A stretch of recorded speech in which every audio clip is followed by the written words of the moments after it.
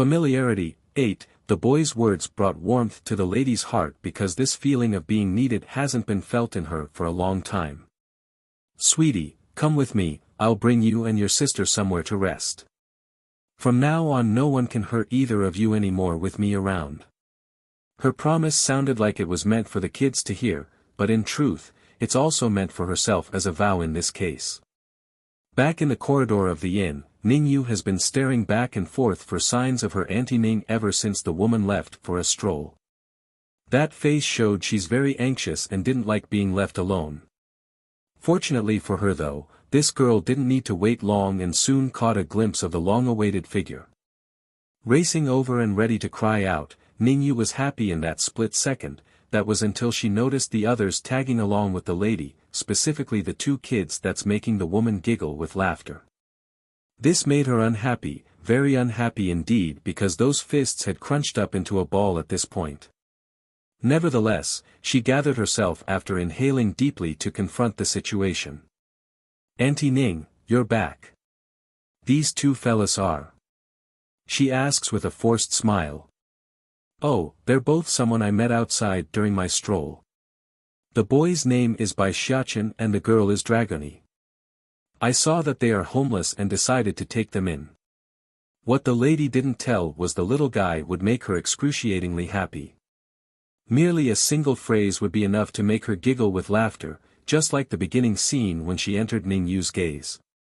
Hello little boy, little girl, my name is Ningyu, I'm happy to meet the both of you. The boy blinks and blinks, responding with a question instead, Auntie, what is your relationship with pretty granny? Having a kid call her a title far beyond her own age was, well, damning for the girl herself. Going stiff in the face like a cracked template, it's difficult for Ningyu to hold back the temper from her expression. You should call me sister. But, getting all teary, Bai Xiachen really baked in the sad face, if you're calling her auntie and we're calling her pretty granny, wouldn't it be wrong to call you sister? Bai Ning couldn't bear to let this continue after seeing the boy's somewhat distraught face.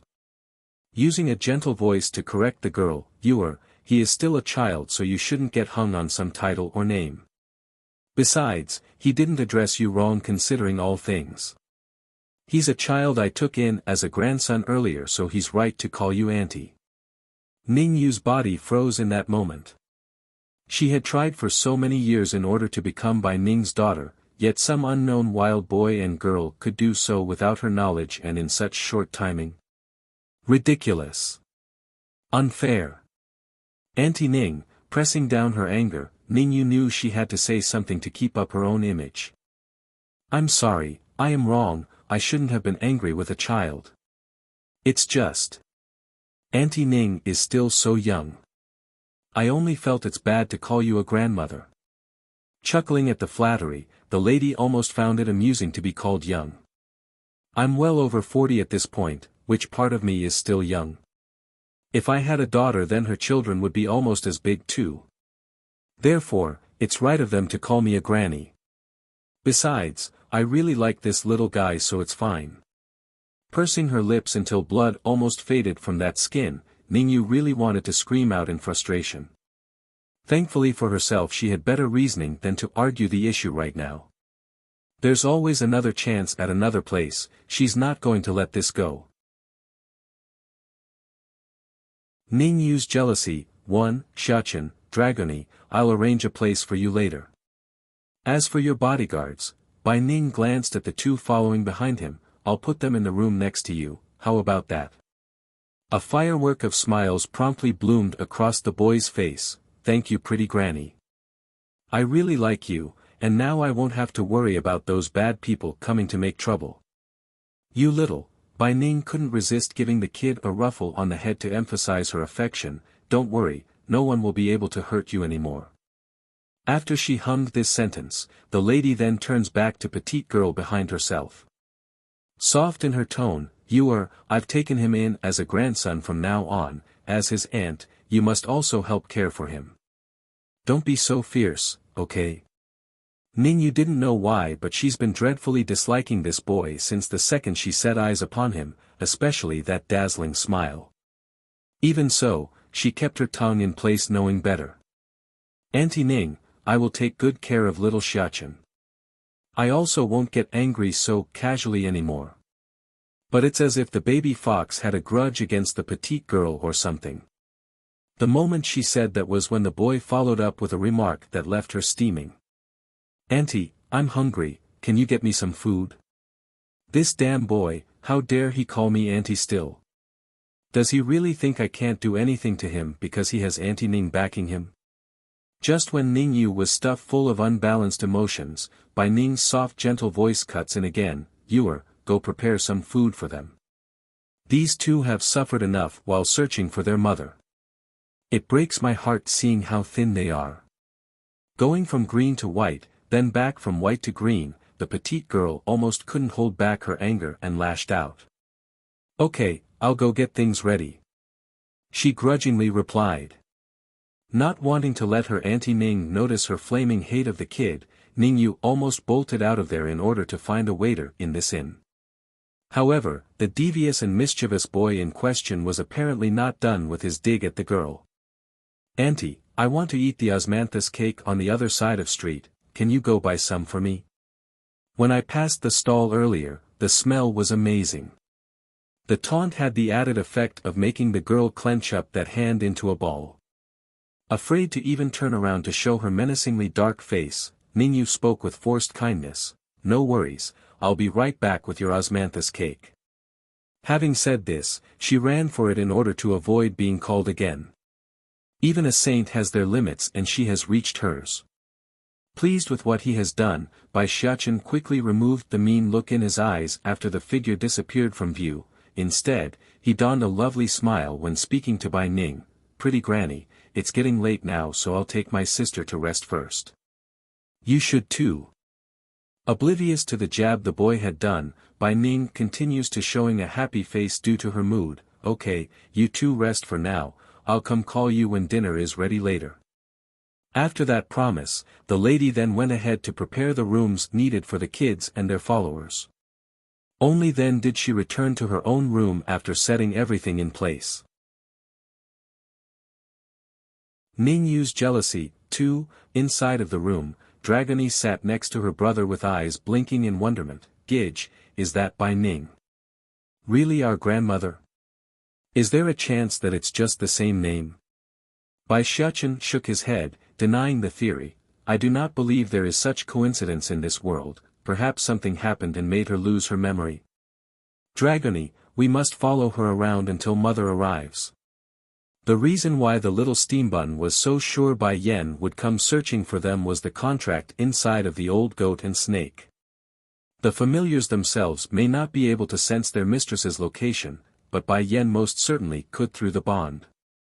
Okay, if that's what you want, Gidge. Drawing a sweet smile, the little missy's compliance was as strong as ever.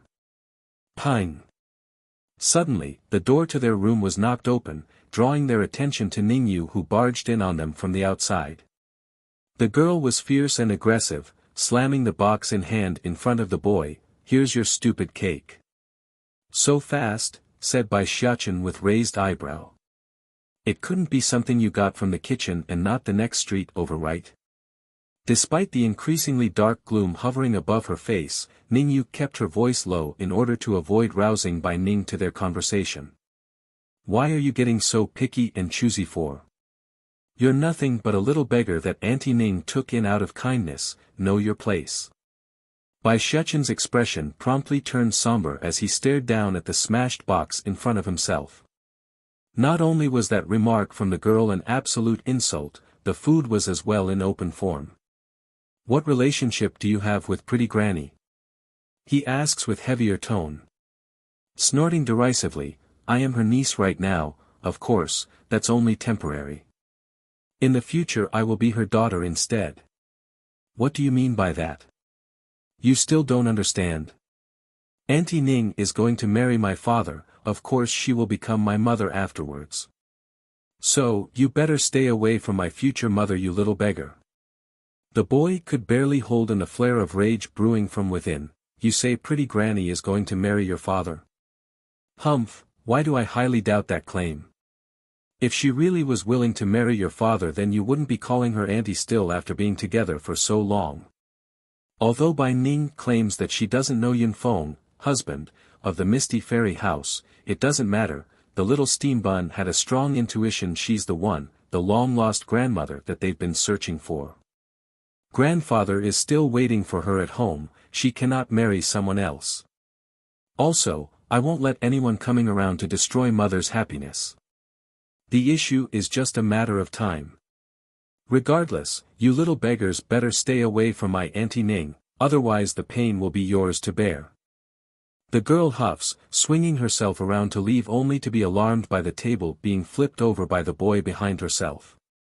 Standing there in stunned rigidness, Ningyu awkwardly turned around again, surprised by what the kid's doing. She simply didn't have a clue as to what the boy was planning. This also applied to the two bodyguards next door who overheard the commotion and rushed over. Ningyu's jealousy. 3. Even though the old goat and snake didn't understand what the boy was trying to pull here, they knew enough then to interrupt the show. Instead, they locked their focus onto Ningyu with a warning glare, saying if you try anything then we would snip you on the spot. What are you doing here? Did you finish buying the cake already? Ningyu was at a loss when this voice cut in from the rear, which made her go pale from not knowing how to react. Biting her lip, she instinctively started to weep in order to win some points. Auntie Ning, I'm sorry. I got lazy and didn't go to the street over for his cake and instead asked the kitchen for some. This likely angered little Xiachen, SOSO. Faintly furrowing up her brow, Bai Ning first glanced at the flipped-over table, then at the weeping girl in question. It's obvious what has happened and she's not pleased at all. Even if you don't want to go out and buy the cake then that's fine, you could have said so to me, why do such deceptive things? What did I teach you since you were little? A person must be trustworthy, that's the basic rule in life. This bashing was not what Ningyu expected. Going stiff and disbelieving in the face, why is that the main focus? Isn't the main focus supposed to be about the table being flipped? How can Auntie Ning be so biased towards the kid? Xiachen, Bai Ning heaves a long helpless sigh upon turning to the boy. If you didn't like the cake she bought then you could have asked her to buy it again, why get so upset? What if you hurt yourself? The boy didn't reply, only flushing red in the eye with tears quickly seeping out. Then as if determined after deciding on something, he reached over to grab onto Dragony's hand and made a deep bow with his sister. Pretty granny, I'm sorry but we will have to say goodbye now. Alarmed and anxious on her face over that, Bai Ning promptly explained herself, Xiachen, I am not blaming you so don't get angry, I was only worried about your well-being. If you leave now then what about those bad people, what if they come find you again? I am not afraid, me and my sister have come all this way by ourselves. We can keep walking forward if we must. Getting stubborn on his face, the normal blue eye he had was now full crying out. Ningyu to one side could care less about the boy's safety, but she does care a lot about coming out on top of this situation. Sure enough, a touch of gloating pride could be found across this girl's cheeky face. Although Auntie Ning is biased towards this little shit, but as long as I can drive them away then it's all good. At most she will only reprimand me a bit and that's that. Dragony on the other hand still hasn't quite gotten along with the flow yet, which could be seen on her puzzled face at the moment. Huh? Didn't Gidge say we must follow grandmother around no matter what? Why are we leaving all of a sudden? Just when the little dragoness was bewildered by everything, the boy in question suddenly shot her a signaling glance that struck her like lightning. Instantly, she understood and cried out as well. Gidge, I don't want to go, I'm afraid of being taken away as a child wife by those bad people. I'm scared. Meanwhile back over at the doorway, Dragon Flame was absolutely flabbergasted by the two kids' ability to put on a show of this caliber, especially that remark about being a child wife. What a word to use. Don't be afraid Dragon, I will protect you. Tightly hugging his sister like a stubborn kid that's trying to forcefully put on a mature face, and, even if we encounter greater danger in the future, it's nothing compared to being treated as a beggar. Oh, but I really like pretty Granny. While wiping the tears and snots from her face, the little missy suddenly threw herself into Bai Ning's leg to cling on to the lady. Pretty Granny, please don't drive me and Gidge away, we will be good, okay? We are very good. We can help babysit your future baby and never make you angry. Ning Yu's jealousy. 4. Bai Ning didn't expect to hear anything like that from the boy's mouth, so her reaction didn't come right away. What little beggar? What's going on? Babysit? What babysit? Where am I supposed to get a baby? She asks everyone in the room, trying to get some clear answers. Timidly looking up to lock eyes with the lady, Dragony puckers her lip like she's suffering from some great grievance. Just now this auntie said you are going to marry her father, and that you are going to be her mother soon. She also told us not to pester you, but... I'm scared. Pretty Granny, can you not drive us away? Like his sister, the little steambun was also tearing up in the face, just that his appearance was that of a stubborn boy trying hard to hold back his tears. Dragony, let's go, we will go find mother, only mother loves us in this world now. Wah! As if prearranged, the little missy throws her face into the boy's arm. Gidge, I miss mother, but there are so many bad people out there, I don't know if we will make it till then. Bai Ning just stared at this scene, not able to process the situation due to how much information there was. However, when she saw the sad and pitiful appearance of the two kids, her chest would become overwhelmed with an inexplicable stuffiness of anger and pain. Turning cold in her eyes, she turns to the instigator of this argument. Ning Yu, when did I say I will marry your father? I have clearly rejected him and you shouldn't have such thoughts either. Also, these two aren't some sort of beggar I brought back from the outside. You have no right to drive them away from me. The petite girl got pale as she staggered backwards. Auntie Ning, I really didn't. Didn't? You mean that they're lying instead? Disappointment filled the woman's eye when confronting this girl whom she considered a niece for all these years. She watched her grow, from an innocent and lovely child to this, deceitful and mean girl. How could Bai Ning not be disappointed? Hell, how could anyone not be disappointed? Unfortunately, Ning Yu apparently didn't get the hint and grasped onto the idea like it's her lifeline. Biting her lip like she's the one suffering, yes Auntie Ning, they are lying.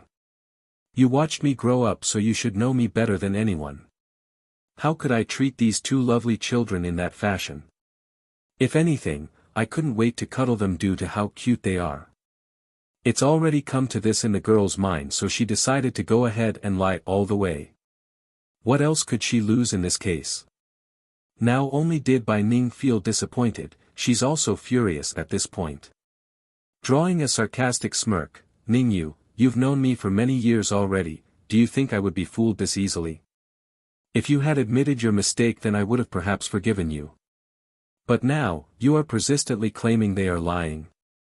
Inhaling deeply, the lady wanted to lash out but couldn't. Children of their age are the least likely to lie, not to mention they have no grudge against you, so why would they frame you? Ning Yu's body trembled more intensely than before. In the end, she had underestimated these two kids. It never occurred to this petite girl that they would be able to win her Auntie Ning over to such extent, even to the point where her argument doesn't stand a chance. Understanding this much, Ning Yu promptly clenched up her fist and plopped to the ground, those tears flowing down like a hot spring. I am wrong Auntie Ning, I know I am wrong now. I'm sorry, but I got jealous, I was worried.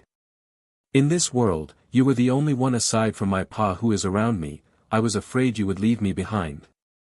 That's why I said you were going to marry my father, I valued you as my mother because I had no other. Now that was the right thing to say here in this case. Sure enough, Bai Ning's heart was moved by that explanation because it's true to some extent. Ning Yu's jealousy. 5. Auntie Ning, desperately clinging onto the woman's hand, Ning Yu pleads with her all, I was blinded by jealousy, that's why I did everything. I was afraid after seeing how nice you were being to these strange children. I know my fault now, please forgive me. Bai Ning could understand why this girl would behave this way. After all, she did lose her mother as a baby. Putting her desire for a mother on someone else was normal behavior. Nevertheless, that doesn't excuse what Ning Yu has done thus far by lying and doubling down on that lie. That's the sort of behavior she detested, and from someone she knew at that. Inhaling deeply, the lady eventually steeled her heart because condoning bad behavior would only bring more harm. A lesson must be taught. You've let me down too much today.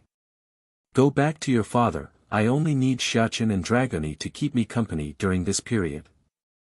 Ning Yu's panicking now. She knows, if she leaves today then coming back out with her Auntie Ning would be close to impossible anymore. Not only that, she might also completely lose her position in the woman's heart and be replaced by these two little shits. Auntie Ning, I really know my wrong, I beg you, please let me stay. I can help you look after these two kids while you're not around. Take care of them. Bai Ning evokes a smirk similar to sneer due to how ridiculous that last bit was. You're not going to be satisfied until you completely drive them away, do you? No, I'm not, please believe me. The girl pleads, her hand desperately grasping onto the woman's sleeve and unwilling to let go. The situation looked bad for Ning Yu regardless how one examined it. However, it's then that the little steam bun stepped in with an unexpected defense. Pretty granny, if she wants to stay then let her. Stunned by the remark, Bai Ning bows down to eye level with the boy. You're not angry anymore. I was never angry, so let her stay, pretty granny, okay? Flashing a wonderful smile, it's hard to believe there's even a hint of malice in the boy's words. Alright, if that's what you wish. Truly, the lady didn't have the will or heart to refuse him, regardless of her own opinion on the matter. Lowering her tone by a notch when speaking to the girl, since Xiachen is defending you then I won't insist on you going back anymore. However, if I find out you were to perform the same mistake again like today then I won't forgive you anymore, understand? Also, I won't ever meet you or your father again in this lifetime. I promise, Auntie Ning, I promise. Relieved inside, Ning Yu couldn't ask for a better outcome. The only issue was the level of pampering the lady was giving to the little steam bun. It's gnawing at her heart and making it unbearable. Then go back to your room first, the kids still need to rest. Stopping to give the boy a rub on the head, Bai Ning didn't bother to give any more attention to the girl behind herself. Now Xiachen, tell me who those bad people are, I will help you get revenge on them so they can't ever come make trouble. Nodding with bright twinkling eyes, a brilliant smile comes out of the boy's face. Pretty granny, if only you are my real granny, then that would be great. Giving a faint chuckle at the boy's comment, you silly, isn't it the same if you just call me pretty granny? Same. Of course not. Bai Xiachen inwardly protests, knowing full well that won't do. What if Grandpa Yunfeng finds out? He will definitely be unhappy if I'm speaking to Granny Ning like some outsider. Oblivious to what the kid was thinking inside, Bai Ning instead turned back to the girl who was still lingering at the door. Frosty in her voice, you're still not going back to your room? Pained and suffering inside at the harsh tone, Ning Yu felt indignant right now. Not uttering a word, she fled the room for her own without looking back. Very soon, everyone has gone, leaving only the two kids inside the room with the door closed. Gidge, why did you ask her to stay? Losing the weeping picture from her face, Dragony returns to her curious self from before with a hint of confusion mixed in there. Ning Yu's jealousy, 6, dummy. Bai Xiachen knocks the girl on the head out of frustration. Granny helped raise the girl for many years, there's no way they would have no attachment to each other. If we drive her away then the girl and her father would definitely become an issue in the future. I'm not going to risk having someone steal our grandmother away somewhere down the line. Grandmother belongs to grandfather. As their grandchild, I have a duty to keep them together. Still doubtful in the way she blinks her eyes, Dragony apparently didn't get it yet. So, The boy cunningly smirks, in order to avoid having this danger lurking around in the long run, we can snub the bud in its early stages. See Dragony, keeping her around will allow us to do just that, eliminate her place in Granny's heart.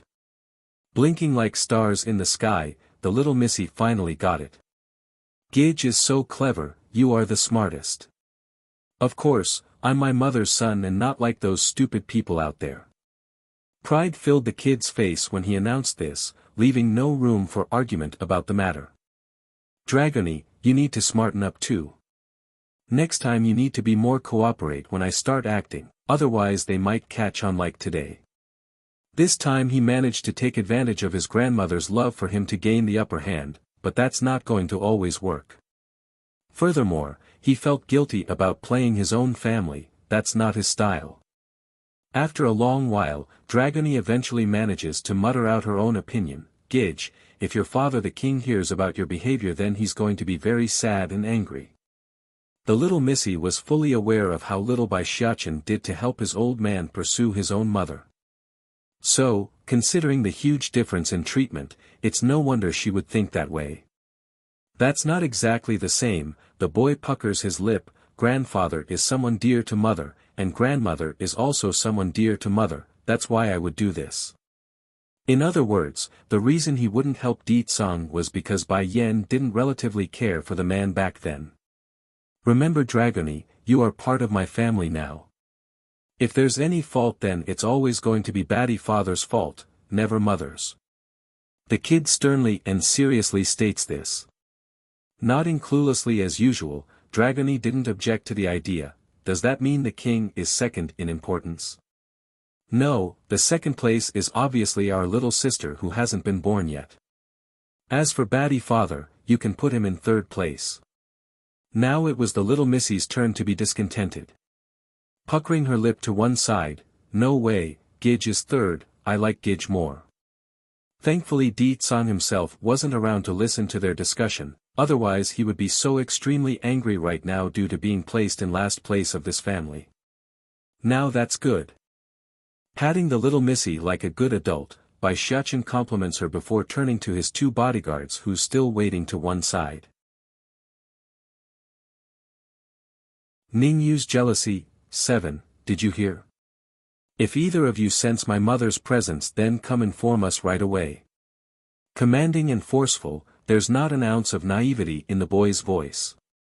Dragon flame twitched in the corner of his mouth over that order. Seriously, did he even need to be ordered for that? If that woman were anywhere close and he found out he would run off to her in an instant. Both of you go down then. Bai Xiachen cocks a brow before turning back to Dragony with a blossoming smile. You rest also, mother will come find us soon. Giving one final nod, the little missy didn't doubt the boy's words, only trusting and believing his every statement. Back over at Ningyu's side, the outraged girl had just returned to her own room inside the inn. She's full of anger right and wanted to smash something to vent the frustration. However, right as she's about to break the nearest teacup on the table, she stopped halfway out of fear for disturbing Bai Ning. Blasted kid, how dare you set me up? She viciously mutters this to no one in specific. No matter, since you're the one trying to steal my Auntie Ning then it's you who's going to die. Nothing but a child, regardless of how cunning he is, he can't possibly pose a threat to me with his weak strength. I will find a time where Auntie Ning is not looking and finish him. But before she could figure out her next course of action, the door to her room was suddenly pushed open and in came a familiar figure. Auntie Ning, how come you're here? She hurriedly asks after being startled by the entry. Bai Ning didn't reply to the question, only showing a frown due to the strange atmosphere in the room. In the end, it was the lady herself who breaks the silence with a sigh. I have always thought of you as a good child, but today your behavior is too disappointing. You've let me down. If it wasn't for Xiachen pleading for your case, I wouldn't have kept you around. The truth frightened Ningyu, causing the girl to reach out in a panic. Auntie Ning, I know I am wrong back there, please don't leave me behind. I simply care about you too much. You know it too. I never had a mother because she passed away when I was a baby. I simply didn't want anyone to steal you away. Showing a bittersweet smile while shaking her head, if you weren't partially raised by me then you think I would still be standing here. I'm also at fault. I did look after you but I didn't educate you properly, causing you to be so narrow-minded. Over the years, she has been running around so often that she's not taken the effort to oversee the child's growth. The fault wasn't entirely hers, but Bai Ning couldn't shirk off the responsibility either. I really liked that child, I had liked him since the first time I laid eyes on him. So, I do not want you to continue to bully him, otherwise. I won't forgive you the next time around, you need to understand that. After dropping this final warning, Bai Ning didn't look back and walked out again, leaving only the shaking girl in the background who had crumbled to the floor. Bai Ning's admirer, 1, her face turned pale as sweat rolled down the forehead after being left alone again. Why? Auntie Ning only met that little shit today, why does she care so much about him? And me, I've been with her for more than a decade, how can I be shoved off to one side by some nobody? The more she dwelled on the subject, the more twisted and disgusted Ning Yu's face became. The girl's about to lose her sanity at this rate. The bloodshot eyes, the tightly gripping balls of hand, everything about her appearance spelled obsessive insanity. You just wait, I'll never let you go. All those who try to steal my Auntie Ning deserves to die. Standing in the middle of a secluded valley, a woman in red had just arrived at this location. Xiachen and Dragony should be around here somewhere. Bai Yan scans the surrounding terrain, looking for further signs of Dragon Flame and Half Qing Xing's energy signature. Don't worry kids, I'll be there very soon. It's then right as she's about to continue her search for the family, a faint voice cuts in from above and catches her attention. Girl, this place is not for you to come, go back now. If you don't then the consequences will be yours to bear. The owner of this warning was a man wearing a deep blue robe who appeared out of thin air through a ripple in space. At first this person was frank and carefree in appearance, similar to an elder speaking to a youngster out of kindness. However, that face changed the second he saw the contour of the woman beneath himself. It's that of shock and horror. Bai Yan naturally noticed the new aura nearby. Squinting her eyes into a narrow slit, she looks up to confront the person as well. You know me? Recovering from his slip-up, he sneers, why should I know you? Since you dare break into my territory then you don't need to leave anymore. Boom! The killing intent came boiling out from the man's body, covering the entire valley in his pressure. You know Bai Ning. She gets straight to the point after making a flip off the ground and narrowly avoiding the shockwave.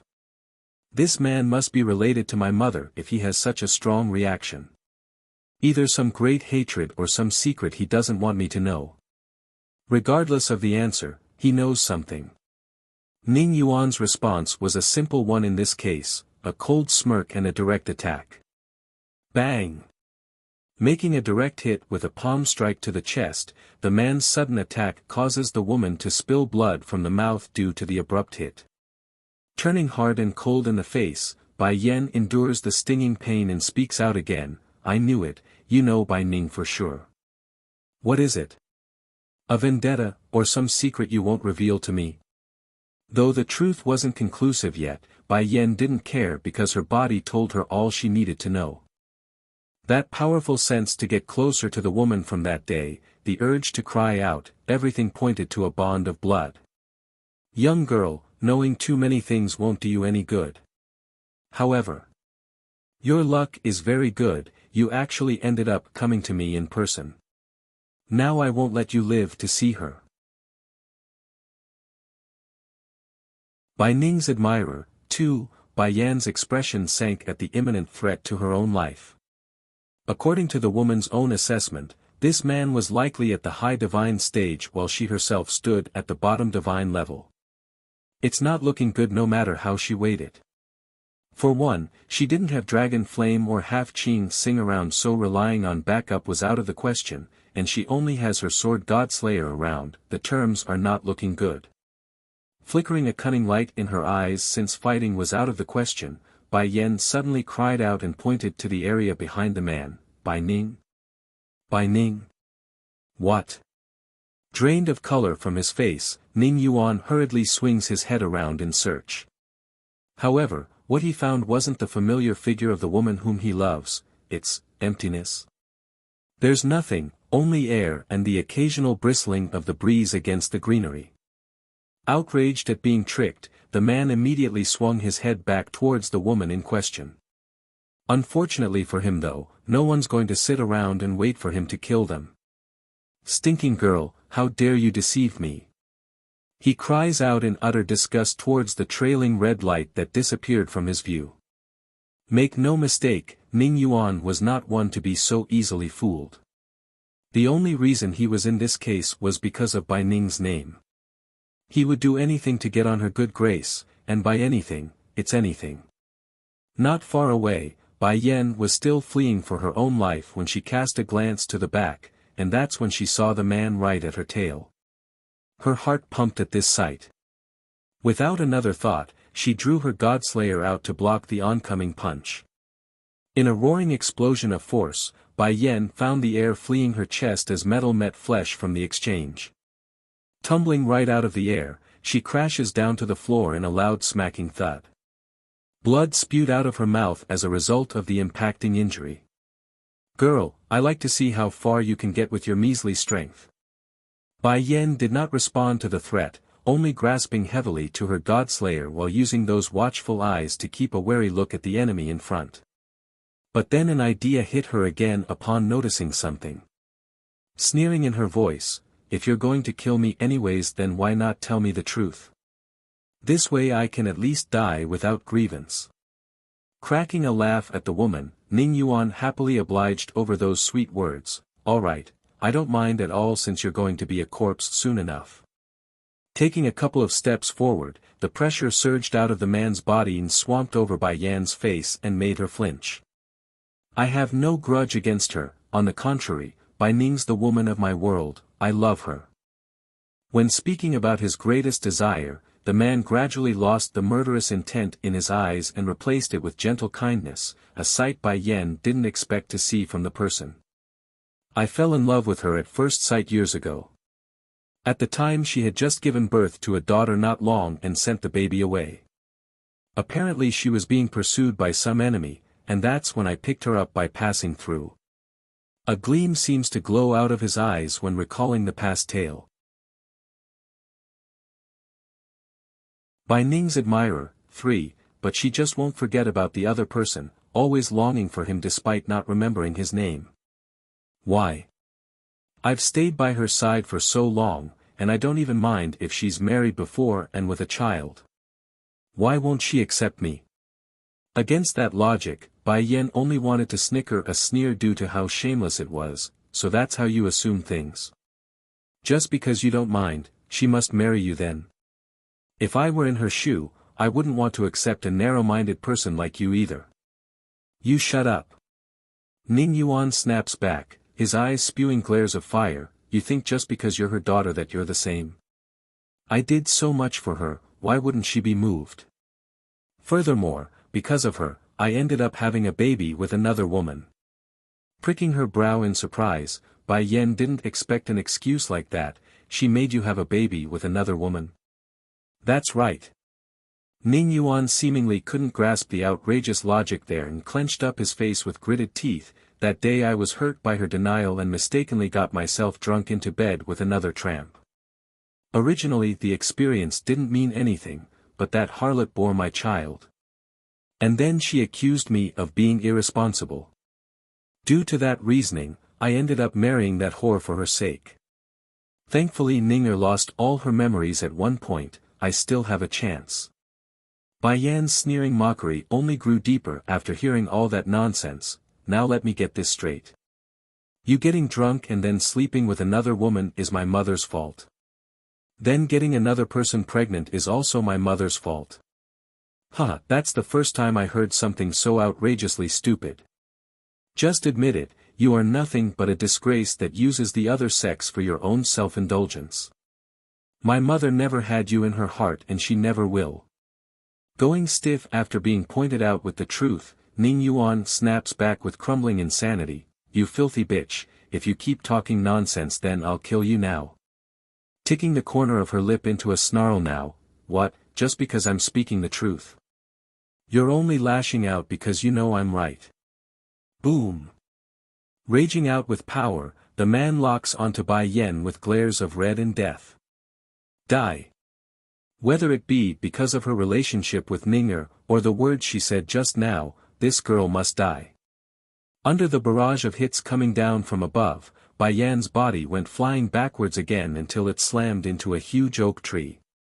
As a result of the pain, she could barely keep the air inside her lungs at this point. Even so, this woman who never backed down in her life continues to resist, standing up and continuing to confront the man's pressure. I wasn't certain if Bai Ning is my mother or not earlier, but now I can say for sure she is. Don't worry, I will live to see her, and in this lifetime, you won't ever get another chance to meet her again. The woman's voice remains unyielding as ever, a fitting stance for someone so stubborn and proud. Shut up, you shut up. Perhaps it's panic or fear of what might occur from the promise of the woman, Ning Yuan's attacks grew more powerful with each hit he threw out, yet. Unlike the last assault, Bai Yan's figure never once took a step back, not one. By Ning's admirer, for, Ning Yuan may not want to let this woman in front of himself live, but not even he could ignore how persistent the lady was by rooting herself to the spot. What a shame, if you weren't related to Ninger then I might have accepted you as my apprentice. But you are, and for that, you can't live. She belongs to me in this life. When proclaiming this, a look of madness gripped the man's face like he's lost it. Huffing a grunt at the shamelessness, you think just because you wish it that you will be able to stop her from returning to her family? Aside from me, there are many others looking for her. One day my father too will find her. Wordless at the notion, Ning Yuan flared red and reappeared before Bai Yan's face, his hand tightly clenching the lady's collar like a lunatic. Tell me, where the hell is that man? If I kill him then no one can take her. Naturally she wouldn't spill the beans and mocked him some more with her smirk. Damn wench, if you don't tell me then I will make you suffer more than death. So what's the plan here by provoking someone that's lost all reasoning? If it was earlier then Bai Yan wouldn't have any of course, however, that changed the moment she crashed into the oak tree. Just now the bond between her and the old goat has reconnected, meaning she's able to call her two familiars over. Time, that's what she needed, and that's exactly why she's stalling. If you want to know then why not ask my mother instead? Ho ho. A snarling growl filled Ning Yuan's lip. If she was willing to say then she would have told me before she lost her memory. Now I got no way to find out because she can't even remember. I'm giving you one more chance, tell me now. Leaning against the stump of the fallen oak, Bai Yan didn't care and closed her eyes to allow the man free range to wrangle her collar. Silence was the best and it's the reason he's keeping her alive. You slut. Bang. Aggravated by the resistance, Ning Yuan throws another punch, but this time it's for the lady's face instead. Sensing it due to the wind blowing in from the front, Bai Yan reflexively blocked with her Godslayer. Just like the last time, the recoiling shockwave was devastating when flesh met metal, causing the lady to throw up blood from the mouth again and making her complexion go pale white.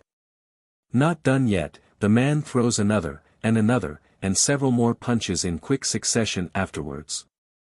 But right when he's about to finish the job after losing his mind, he somehow couldn't. Inches, only inches away, Ning Yuan's fist stalled, hanging there in midair like he's frozen solid. Bai Yan also noticed this oddity, believing her life was about to end as well at first, but then she soon realized why. Looking down, a muscular hand of pristine grace had wound itself around her waist, giving the lady the oh-so-familiar protective sensation from way past.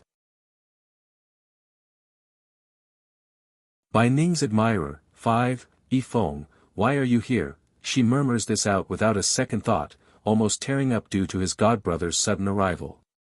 This man saved me again. I might not ever be able to repay the debts to him at this rate. Chu Yifeng didn't respond right away, only loosening his hands first and pulling the lady behind himself for protection. Wait here for me.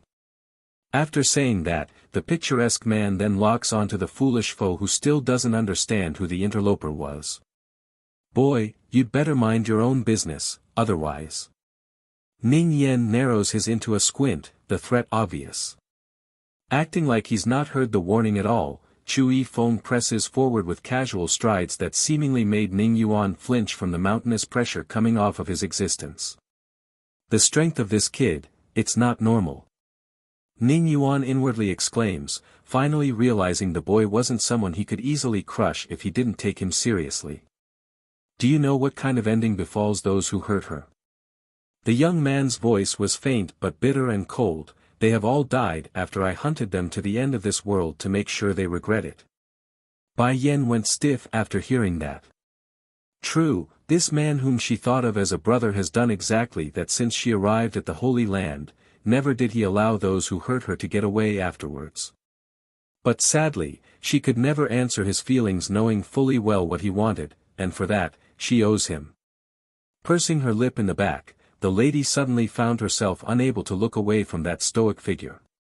She doesn't know why either, but she just got this strange feeling that the man before him has changed in some way since the last time she saw him. What was the change? Well, she doesn't know what either. It's just different. But then it hit her. From within the deepest part of Bai Yan's brain, a fleeting figure of someone she met only recently appeared. It's Chu Yi God's figure. Yifeng, what sort of relationship do you exactly have with that God? She blubbers this out with uncertainty in her voice. Me and Bai Ning looking similar can be blamed on us being mother and daughter, we're blood related, but what's the deal with the two? They're practically printed out of the same silhouette. Aside from the aura that's slightly different, there's no difference. Chu Yifeng stopped moving then, giving the lady the illusion that he's stiff and rigid like she's caught onto something critical. Nevertheless, the strange behavior he had soon recovered to focus back on Ning Yuan who had begun his attack. I told everything to this stinking bitch, no matter what she must die here today. The scum vows inwardly after throwing the first punch. Chu Yifeng remains unfazed and indifferent as ever naturally, even if his opponent was an incredibly strong one. With a wave of his sleeve, he repels the first attack in addition to throwing a punch of his own. Boom! In an instant, powerful shockwaves rocked the valley due to their fists colliding with one another. Trees were destroyed, rocks crushed, and the whole terrain a cratering mess. Yifeng. Bai Yan cries out in urgency.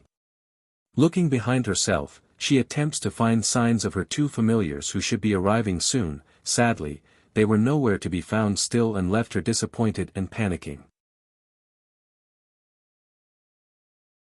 Mother and daughter reunion. 1. Ning Yuan was furious as the fire burned within his chest. He wanted to bypass this young man whom kept getting in his way but couldn't. Yenner, you go first. Sensing the murderous gaze flying over to the woman behind himself, Chu Yifeng faintly mutters this out as a precaution, I'll come to you later so leave first. Bai Yan didn't comply like the man wished, only staring coldly at Ning Yuan who's also shooting death glares in return. Please leave first. Finding no movement, Chu Yifeng says it a second time. Don't worry, I will be alright. Now go back. Your baby needs tending. Bai Yan trembled at the reminder, this man, he's always like this, so tendering and caring. Just now during the fighting she may have focused all her energy around the stomach area in order to protect the baby, but a bit of the scum's residual force still managed to get inside despite her efforts. So, unless she takes good care of the injury soon, it would inevitably harm her unborn child inside. Wait for me Yifeng, I'll be back soon. Giving one final glance of guilt, Bai Yan rapidly turned away knowing she's leaving him behind to his own bidding. Stop! Ning Yuan went pale at this sight. Despite wanting to stop this from happening, the scum couldn't go any further because the second he took a step forward, the young man's figure had come again and blocked his path. Your opponent is me. Always as indifferent but with a cold chilling note, Chu Yifeng's expressionless face was unreadable, which only provoked the scum further in this manner. Both men are powerful individuals in their own right. As a result, the friction and force created by their auras pounding against each other was incredible and awe-inspiring. Boy, the woman's baby, it's not your child, is it? Yifeng didn't answer, only calmly gazing at the scum for signs of movement. And due to this silent attitude, it gave the bastard the answer that he wanted. Is it worth it for a woman who would bear another man's child? Ning Yuan throws another punch after saying that but was caught by the boy's hand instead. In this scum's view, the woman he loves could only bear his child and no one else's, that's why he's getting so confident. So what? So what? This light and mild retort from Chu Yifeng left the scum stunned and blown away. Truly, Ning Yuan never expected another man to be able to withstand such a thing. That's equivalent to a wife cheating on their husband in his mind. I promised her before in this life that I will never let anyone hurt her and her children, that means no one. Exactly like this young lord of the Holy Land says, he's done precisely just that and kept to his oath. He's a true man. So, as if making a statement, the grip around Chu Yifeng's hand tightens again, creating a crunching sound against the scum's fist. Is this boy really stupid or just acting? Dilating his eyes inwardly, Ning Yuan couldn't believe his own ears right now. It's already bad enough to protect another man's woman, now he's also protecting another man's child. Isn't this as stupid as it comes? Ning Yuan couldn't hold back his derisive sneer at the thought. You don't want me to kill her? Fine, I will make sure I kill her then. Boy, I admit you're quite the strong one, but compared to me, you're still lacking. As usual, Chu Yifeng didn't speak and ignored the man's taunt, which only made the scum more outraged and more furious as he withdrew his fist. Now an immeasurable force hovers around both men's body like it's going to crack the sky itself. Mother and daughter reunion, 2. Bai Yan's figure shuttled through the trees at incredible speed after she made her escape, only stopping after her body could no longer sustain itself due to fatigue. Sweating droplets across her forehead, she wordless rubbed her own belly since the last of her excess energy was spent on protecting the baby. I'm sorry for putting you in danger, I'll check on you right away. Gently smiling, she then quickly pulled out a replenishment pill to help recover some of her lost strength for the task. But I believe in you, my baby. No matter what happens, you will continue to stay with me because you are strong. Seemingly able to hear her cooing voice, the unborn child sends a heavy kick to her tummy as a response. It still hurts for Bai Yan to have a strong bump like that, but it made her happy nevertheless to know the child's well. Minutes later, after examining various parts of her own body, the lady frowns and mutters to herself, I guess I underestimated the strength of a high divine after all, his power hit me harder than I thought. Recovering from this will be more difficult than expected. It's then at this moment a flashing image of Ning Yuan's face popped up again, causing her eyes to tighten into a cold chilling glare. But regardless of what happens, I will make sure his plan doesn't succeed. I will find my mother in this life, and I'll make sure she learns the truth. After vowing to herself on future plans, the lady attempts to get up again to no success. The pain from pulling at her wound left her breathless and gasping for air then. However, she didn't need to move. Exactly right as she's deliberating on what to do, two familiar energy signatures had caught her attention. Swinging her head around with a joyous smile, she could see it was none other than Dragon Flame and Half Qing Sing. Dragon Flame, Half Qing Sing, you're finally here. But where's Dragoni and Xiachen, shouldn't they be with you? Twitching in the corner of his mouth, the old goat really wanted to bash at the lady for being so inconsiderate when they rushed over with such haste. I've came as soon as I got your message, so, I couldn't inform him in time. Are you hurt? Drawing a happy-go-lucky smile of his own, the old goat was enjoying the sight of the lady being in such a messy state. Ragged clothes on her body, blood stains here and there, what a sight to behold. Humph. That's what you get for scheming against me. I really should go thank the one who did the deed. Bai Yen naturally perceived the guy's thought, however, she didn't care and kept herself from arguing. 300 meters from here are two people, they're fighting right now. The one wearing the white robe is Xiaoqin's godfather, I want both of you to go help him immediately. Dragon Flame and Half Qing Sing both didn't want to help, of course, they got nothing to do with that conflict, but because of the constraints placed onto their soul due to the soul-binding contract, they could only do as ordered. Though begrudgingly, of course. Mother and daughter reunion, 3, oh right. Seeing that the two were about to go, Bai Yen hurried to ask for one last key detail, where is my son and daughter? I'll go to them right now. Inside the largest inn of Luqing City, Dragon Flame threw out this answer without struggle, they should be waiting for you there. Done with that, the old goat and snake immediately took to the air and hurried over to the indicated location. The pair may not like helping the lady in whatever matter she has gotten herself into, but they knew enough their freedom relied on satisfying the wishes of their newfound mistress, hence their hurried pace. This is good, Yi Feng should be fine with those two going to help him. It's time I went to find Xiaoqin and Dragony. Bai Yen thought, pulling herself up from the floor and giving one final bittersweet glance before heading for the nearby city. Inside the inn, Bai Xiaoqin had been holding himself up inside the room with his sister after they decided to stay here. He's very bored, but also very worried at the same time, which could be seen by the frown and constant sighing from his mouth, why didn't mother come find me yet? Pressing his chin against the hand that's finicking around with the chopstick, he turns to Dragony for some comfort, what am supposed to do? I miss mother so much. Despite the woes of the boy who did nothing but mope before the many dishes on the table, the young dragoness on the other hand was gobbling up the food with great interest when she looked up. Gidge, you don't want to eat? I don't have an appetite if mother is not around. Placing the chopstick down after giving that comment, he just stared at the table for no reason before breaking out into another sigh.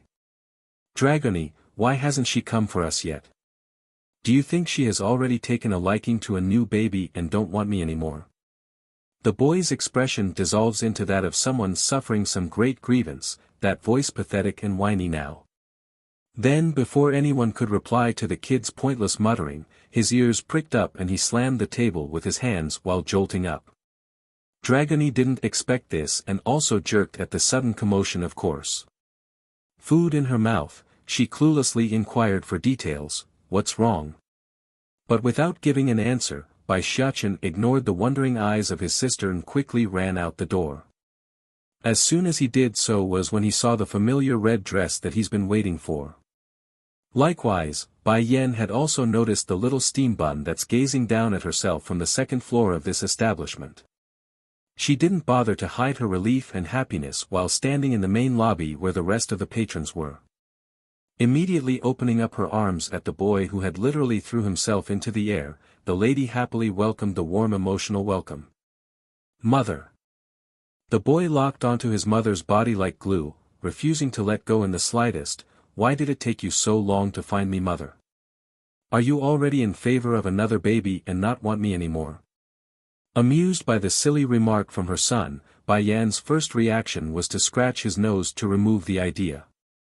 Silly, why would your mother I go look for another child when you are so adorable and cute and sensible?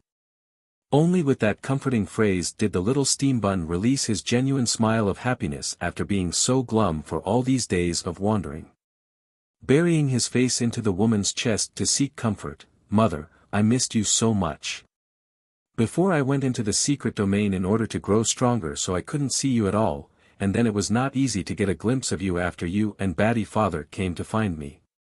In total I barely got to be with you for more than a few days in the past few months.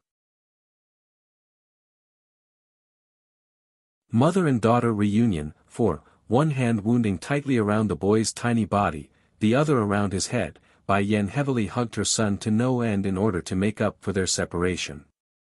And as if to answer her calling, Dragoni had also ran down from the stairs by then, her face just as excited as the boy but with two braids flinging up and down due to all her running.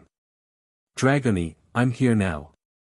At first the little missy was still standing in front of her own godmother in a dumb dazed state due to how suddenly she arrived at their place, but that instantly changed and evolved into a honey-sweet smile as she pounced as well upon coming back to reality. Now it was Bai Yan who was taken aback by how much these two kids were attaching themselves to her.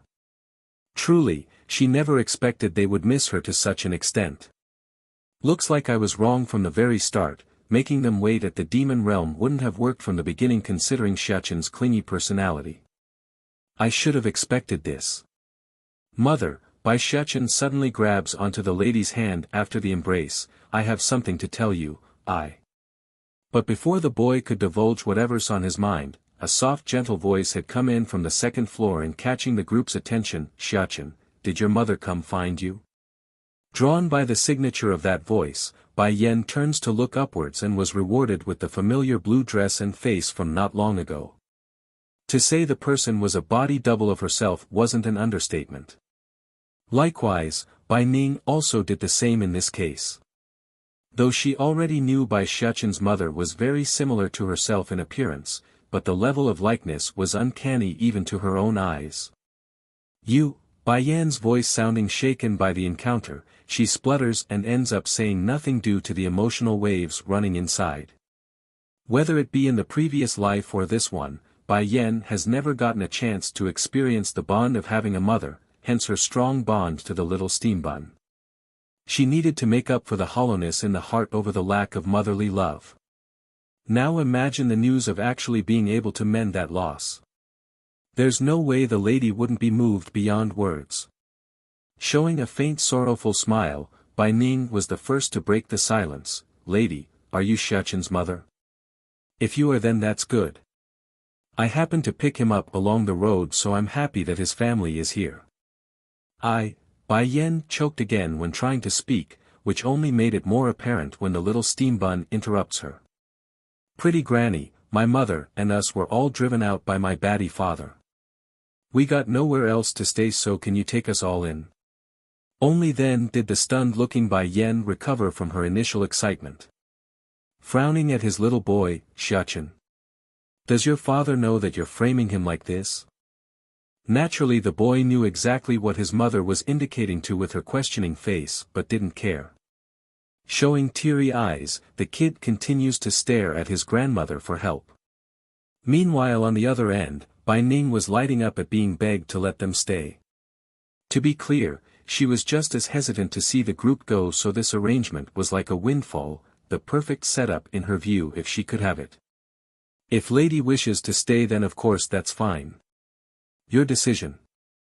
A while later after staying quiet, Bai Yan finally got to express her opinion. "My name is Bai Yan, you can call me Yenner. I'm somewhat unaccustomed to being called lady, so please call me by what my family and friends do."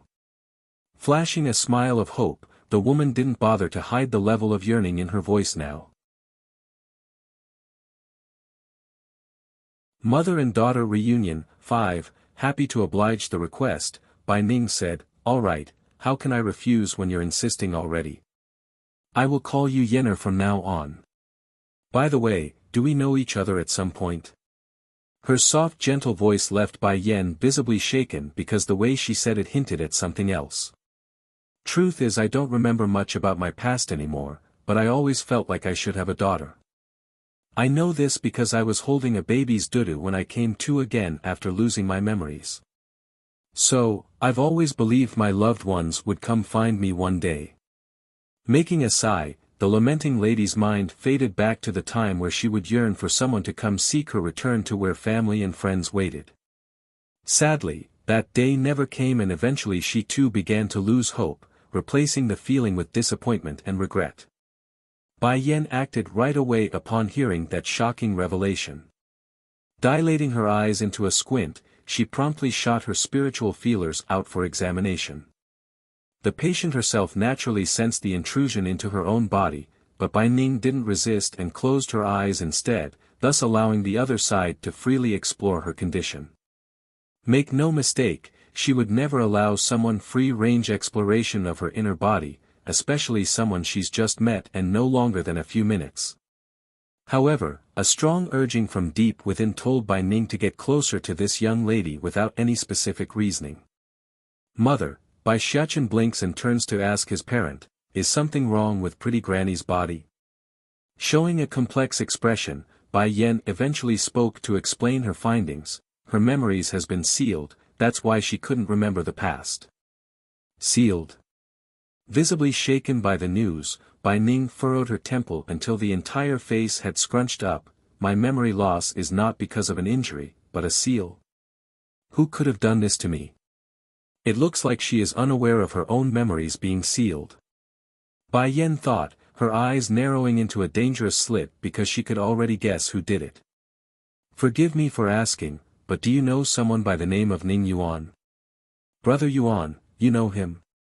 Surprise apparent on her face, Bai Ning reveals a smile at the mention of the name. During the years when I lost my memory, it was Brother Yuan who kept me company. He's a good person and saved me from danger several times already, so I consider him someone as close as a brother. The only shame is Brother Yuan having unwanted ideas about me, otherwise I wouldn't have snubbed him and kept my distance lately. Bai Yan could see the sort of face her mother made at the mention of that scum, that's why she held back on saying more than it's required right now. Trying to poke at someone who's made such good memories in someone that has lost their past wouldn't be a wise choice. In fact, it could ruin her own chances of taking back her own mother before their relationship could even begin. Auntie Ning. Dun dun dun. A series of running steps unloaded between the stairs, followed closely by the appearance of a beautiful-looking young girl hovering on the petite size. Though that face was innocent and kind-looking on the surface, but the dirty light in those eyes couldn't be completely hidden when skimming over the kids in that moment. Auntie Ning, this lady is. Oh, her name is Bai Yan, Xiachen's mother. Bai Ning didn't know why either, but she just didn't want to make the introduction, hence the faint frown on her face when speaking. Mother and daughter reunion, 6, Yenner, this is Ning Yuan's daughter. Bai Ning also introduces the petite girl after composing herself, but that's all, a simple introduction without any extra detail of someone happy to do so. Ning Yuan's daughter. Without bothering to hide the negative opinion of the girl upon remembering the scum's attempt at her own life, Bai Yan's face definitely fell on the negative side of the scale. Sister Bai Yan, Ning Yu naturally didn't miss the behavior but nevertheless kept to her smile. Heck, she even managed to hide her disgust of the other side entirely when speaking this time. Xiachen is a very cute child. Although I like him a lot and can't bear to see him go, but you are his family, so it's only right he leaves with you. Humph. Throwing shots then was none other than Dragony, who's been listening from one side. She's very unhappy and openly snorted. The girl clearly called us little beggars before and wanted to get rid of us. Talk about disgusting to change face that quickly. Oh I forgot to tell you this, soft and light-spoken, Bai Ning's voice didn't hide the happiness in there when explaining. Yenner is going to be staying with us for the time being, so Xiachen and Dragony aren't leaving. One could literally see Ning Yu's face drop into an icicle white during that moment. It just couldn't be helped.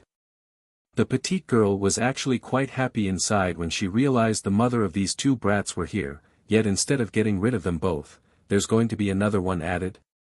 What's worse was the face of this supposed lady called Bai Yan. How could she be so similar in appearance? Suddenly, an idea flashed within Ning Yu's mind, causing her eyes to stare out in horror. It can't be. Is she? Is this lady Auntie Ning's daughter? The more she thought about the idea, the more Ning Yu felt it to be the case. However, the second she noticed the added attention of her Auntie Ning from the side, the petite girl immediately reverted back to her jolly-go-happy face. That's wonderful. Does that mean I will have a sister from now on? Auntie Ning, you can't forget about me just because Sister Bai Yan is around. After throwing that out there, the girl promptly hooked her arms around Bai Ning's in a playful manner, her face acting all innocent and cute. In her own defense, the performance definitely hit the mark there, which could be seen in the appeased face of her Auntie Ning's. "Yenner, you must have worked really hard in order to find your way here to these kids. First take a rest at this inn. Don't worry, if your terrible husband comes around then I'll throw him out with the broom." Bai Yan's face visible went black in that second and turned to eye her boy for some answer. In response, Bai Shichen only stuck his tongue out in guilty conscience because he's obviously been caught red-handed. Bai Yan had wanted to address mother like she should but quickly remembered to stop herself. Changing her words, "Auntie Ning, I will take Shichen and Dragony to rest first." Despite her efforts to remain silent on the secret, Bai Ning's ear wasn't one to be fooled so easily. Freezing up with an amazed look, the woman in blue snatches on like someone catching a lifeline. "What did you just call me?" Hesitant in her voice, "Auntie Ning." "No, not that, the word earlier." "Did you call me mother?" Truly, this woman who lost her memories didn't know why she's acting this way either. She's just... Well, she just could hold herself back and began to weep. Ning Yuan and his daughter's scheme. 1.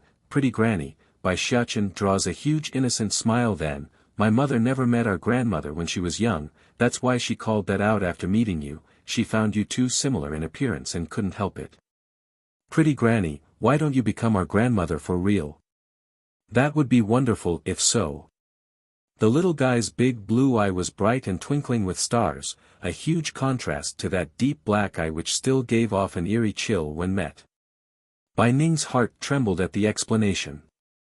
Silently raising her head to meet Bai Yan's, the voice in her throat carried a trace of caution and nervousness, like what she's about to say would either ruin this meeting or bring it to a higher level. "Yenner, since we are so well fated, would you be willing to be my goddaughter?" There's no question in the lady's mind that Ning Yu has been faithfully following herself for many years, but it doesn't the fact that the hollowness in her heart couldn't be filled by this child. Now this was where Bai Yan and her son came in. The moment she met them was when that hollowness faded away, replaced firmly by the yearning and desire of someone meeting another precious individual in their life. This feeling was indescribable and difficult to ignore. "Auntie Ning." Ning Yu finally lost it, her nails deeply piercing into her own palm at the way the situation was heading for. Based on what? Based on what can this woman and her 2 kids steal my Auntie Ning? What right do they have to steal someone else's important person? Despite the outcry, Bai Ning continues to remain oblivious to the effects of her own words. It's crushing the petite girl inside. It's not like the lady was being cruel on this matter. She's just too fearful of being rejected right now by the one person whom she yearns for the most. Likewise, Bai Yan also felt that connection right now, making her all emotional as her hands pressed against her own chest. Is this what they call mother and daughter bond? Mother, soft and shaky, Bai Yan's one word stiffened the nervous grandmother and unsealed the dam of tears already swelling around the eyes. "Good child, from this day forward you are my daughter. Don't worry, you're children and you will never be in danger anymore, I will protect you all." Looking at Bai Ning's elated face, Bai Yan didn't say anything more. She knows revealing any bad news regarding Ning Yuan would be foolish and crushing to her own biological mother at this moment. However, that doesn't mean the situation wouldn't change once she got a chance to tend to that seal inside her mother's head. "Thank you mother, but me and the kids are getting tired, so I'll take them to their rooms first." "Oh yes, silly me, you must be tired after coming all this way to find them. Go ahead, their rooms are just upstairs." From beginning to end, Bai Ning's attention never once left her real daughter. That's why she didn't realize the vicious expression hovering around the petite girl's face when watching the family's figures disappearing up the stairs. How did this slut do it? How did she make Auntie Ning take her as a goddaughter this fast?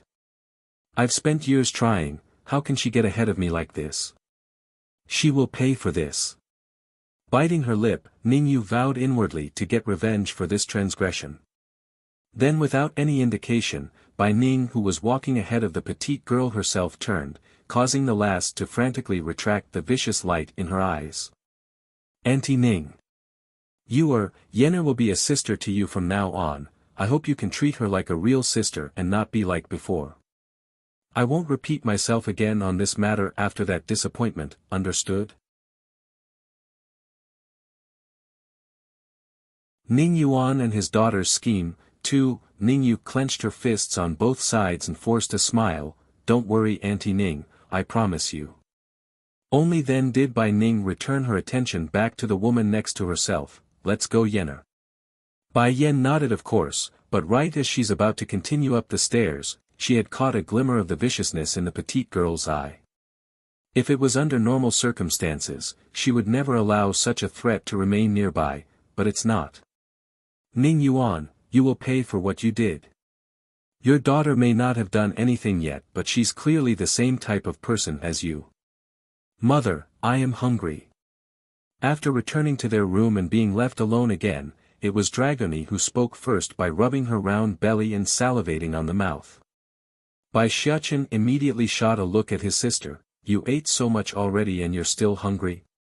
Especially her tummy, it's so big already. Dragony immediately made a grievance face at the scolding. It's true her tummy was round and big, but it only takes a short moment for it to be all digested, so she's not lying. Against this picture from her daughter, Bai Yen could already guess what she's thinking. Knocking on the little head with her knuckle, didn't I tell you not to eat random things? If you continue to be like this, then you might get indigestion like the last time. Seriously, what is this girl thinking? Didn't she learn from the last time by eating all those humans? Now she wants to eat Ningyu. Oh. Hanging her head pitifully, Dragony complies readily. I will listen to mother, I won't eat her. Gidge, big brother, already said so. Mother is always first, so I must listen to her words unconditionally. Even if I'm hungry, I can't eat Ningyu. Not long after the small interaction inside their room, two familiar energy signatures had caught Bai Yan's attention while they were resting. It was Half Qing Sing and Dragon Flame who has returned from their mission. Feeling a heavy weight lift off her shoulder, the lady urgently wanted some news. How did it go? Did Yifeng suffer any injury? As soon as Chu Yifeng's name popped up was when the little steambun's eyes lit up. Hurrying to pull at his mother's arm for information. Mother, is Godfather here? Where is he? I miss him a lot. Slightly frowning at the reminder of a missing third, Bai Yen turns back to the two familiars. So where's Yifeng? Why isn't he with you too? And what happened to that Ning Yuan? Answering was Dragony Flame. The man you call Ning Yuan ran away once we arrived, and that Chu Yifeng left by himself, saying he has something to take care of. The wonderful news brought a wave of relief to the lady's heart. That's good then. If he's alright, then that's good. Unlike his mother though, Bai Xiachen was rather disappointed on the face after hearing his godfather had left on his own. He's been missing the man a lot after they left the Holy Land back then, so it's another missed opportunity today. We didn't manage to kill that Ning Yuan guy. Dragony Flame begrudgingly throws out this comment on his own, his face angry and insulted.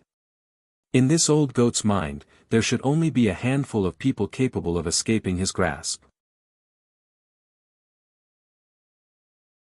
Ning Yuan and his daughter's scheme. 3. It's then the snake also spoke up. You said so before, if we protect your son then you will grant us freedom. Does that still count?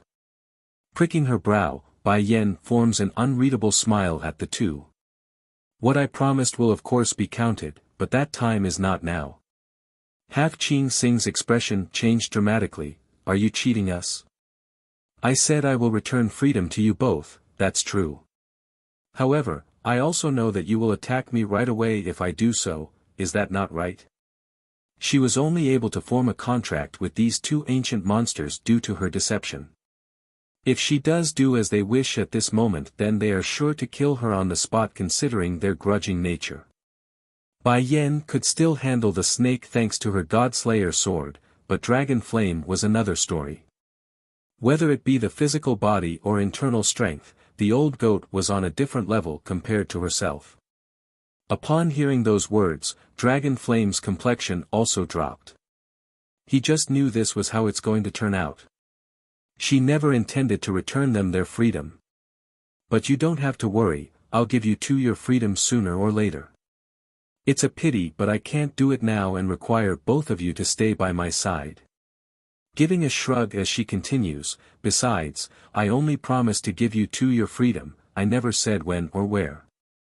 When the time is right then I will terminate the contract as I promised. Going silent for a long while, the old goat finally spoke again, all right, I will believe you this one last time. I hope you can really follow through with your promise and not play word games with us. Dragon Flame. The snake angrily cried out after hearing that, how can you still trust her? Did you forget how she deceived us in the underground world? I did not forget. Although this woman is very abominable in her ways, but I can still believe in her words. Since she said she will grant us freedom then it's just a matter of time. Bai Yan pricks her brow at the surprising level of trust, you know me very well. I've told you before already, you're the one who locked me away down there. Why else would I hate you to such an extent? The old goat grinds his teeth in frustration and annoyance. Going black in the face, and I've also told you that it's not me, why do you keep mistaking me for the wrong person? Humph. Dragon Flame huffs a snort, don't deny it, denial is useless. I will never forget your energy signature. Seeing how insistent the old fellow was, Bai Yan could only give up and pucker her own lips in disagreement. Leaning against the chair in a lazy manner, all right, you two can go back to your rooms and rest, there's nothing happening right now so you two can do as you please. Dragon Flame left without any struggle, but Half Qing Sing on the other hand was another matter. The snake practically stomped her entire way out the room like an angry child throwing a tantrum. Ning Yuan and his daughter's scheme, for, back over in the main lobby of this inn, Ning Yu the petite girl was still standing at the same spot like she's lost in thought due to the encounter. Just then, a hand suddenly came from the rear and dragged her away to a corner before she could scream. What are you trying to do? The girl snaps around after breaking free and was about to lash out when she saw who it was. Pa, what are you doing here? Don't talk, come with me first. Ning Yuan carefully scanned their surroundings and led the way to a secluded alleyway once he was sure no one was peeking. Immediately, beads of sweat came pouring out of the man's now pale face. Pa, you're hurt. Ning Yu whispers this with urgency, did those from the Celestial Palace do this? Ning Yuan didn't answer his daughter's question and instead grabbed onto her shoulder, his voice solemn, you asked me before about whether or not your Auntie Ning has a daughter or not. I can tell you now that she does, and that daughter is now knocking on our doors. Ning Yu's face froze up, her hands clenched into a tight ball over her father's words. The woman you're talking about, is she a pregnant woman with a very similar look to Auntie Ning's? Showing surprise on his pale face, how did you know that? Ning Yu draws a sneer around her mouth as she spoke. That's because the woman you mentioned is already by Auntie Ning's side right this instant. She's also been taken as a goddaughter by Auntie Ning. Pa, I worked for so many years trying to get that title, and now it's been stolen away by some bitch who came out of nowhere. In this petite girl's view, only she was qualified to be Bai Ning's daughter. One for the long years of loyalty and persistence, the other granted by the fact that she's been by the lady's side since she was but a baby. There's no way she would relent to a biological daughter that abandoned her Auntie Ning. That slut is only coming to find Auntie Ning because she saw how strong she has become. What a shameless bitch. I will not let her have her way. Flashing with an idea in his eyes, Ning Yuan immediately got the gist of the situation and followed up with a plan. Your belief is correct. I met that woman earlier and inadvertently revealed Ninger's strength to her, that's why she's trying so hard to get close to your Auntie Ning. It's because of Ninger's strength, they only want her because of that. Originally Ning Yu's comments and hateful thoughts were only speculations on her own part, there's no real evidence to back it up.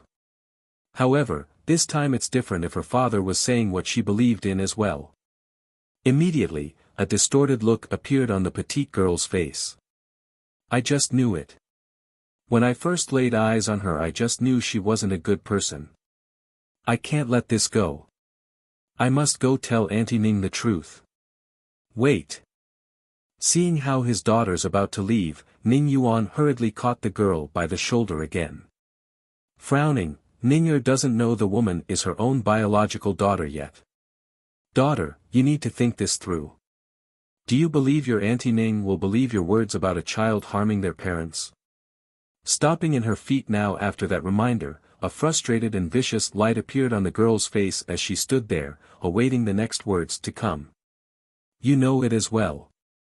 Your Auntie Ning may have been abandoned by her family years ago, but she still longed for them to come retrieve her. If you tell her that evil woman is her biological daughter, what do you think she would do? The man continues to lead his daughter down a projected train of thought with his words. Ning Yuan and his daughter's scheme. 5. Ning Yu's face had turned stiff as she closed her own eyes to remember why she's doing this again. Then by the time she opened them again, the initial hesitation had dampened but still there once the image of Bai Ning's face came up. Pa, you are right, even if those people make a bigger mistake, Auntie Ning will still forgive them, otherwise why else would she continue to yearn for those wolves for all these years? I have to let Auntie Ning become disappointed in that woman. I will save her. Good child, full of gentle love in his voice, Ning Yuan's smile looked like he's doing something great and kind despite the cruel nature of what's trying to pull. I will need you to help me with something, okay? What's is it? Ning Yu asks with willingness in her voice. As long as it's to help take down Auntie Ning's daughter then I'm willing to do anything. I have here a poison, you will go sneak this to that woman and get her to eat it.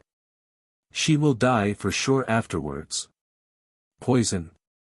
Stunned for a second, Ning Yu silently stares down at the green beady little thing in her father's hand. Slightly panicking in her voice, Pa, what if Auntie Ning finds out about this? If she finds out then she will hate me for sure. You know it as well Pa, I never had a mother since I was born, I can't afford to have her hate me. She was indeed very willing to deal with the likes of Bai Yan and her brats, but that's only to the extent of shaming them with misunderstanding. That way they would leave on their own and she herself not taking any risk. Now she's supposed to put her head on the line.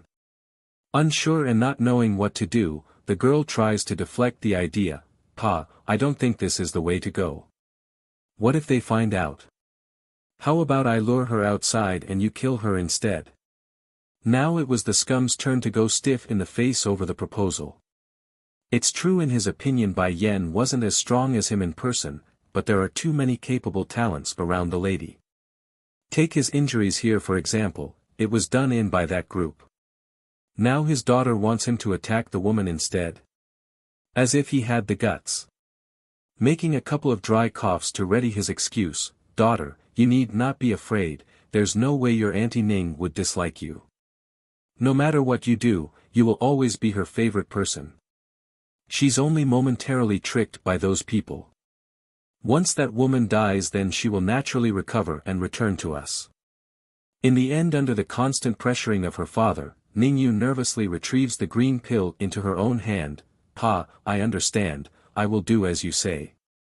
Good child, a soft luster filled the man's face over the success, don't worry, once that evil wolf of a daughter is dead, no one will ever try to fight you for Ninger's attention. Perhaps it's the fear of being caught, or the fear of actually killing someone for the first time, but it took a very long time before the petite girl could take the first step into the inn after leaving her old man in the alleyway. You are.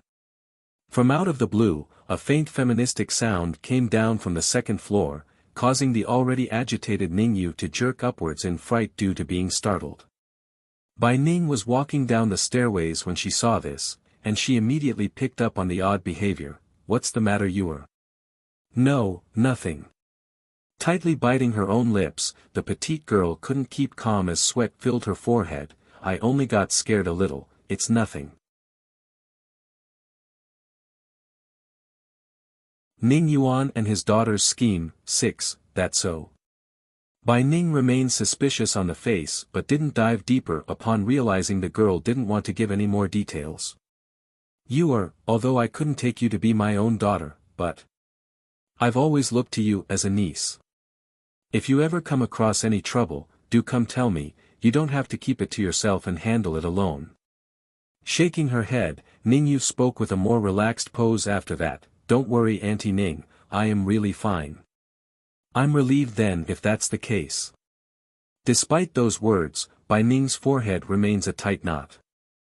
She doesn't know why either, but the lady just got this strange feeling that the child whom she helped raise since young has changed in some ways.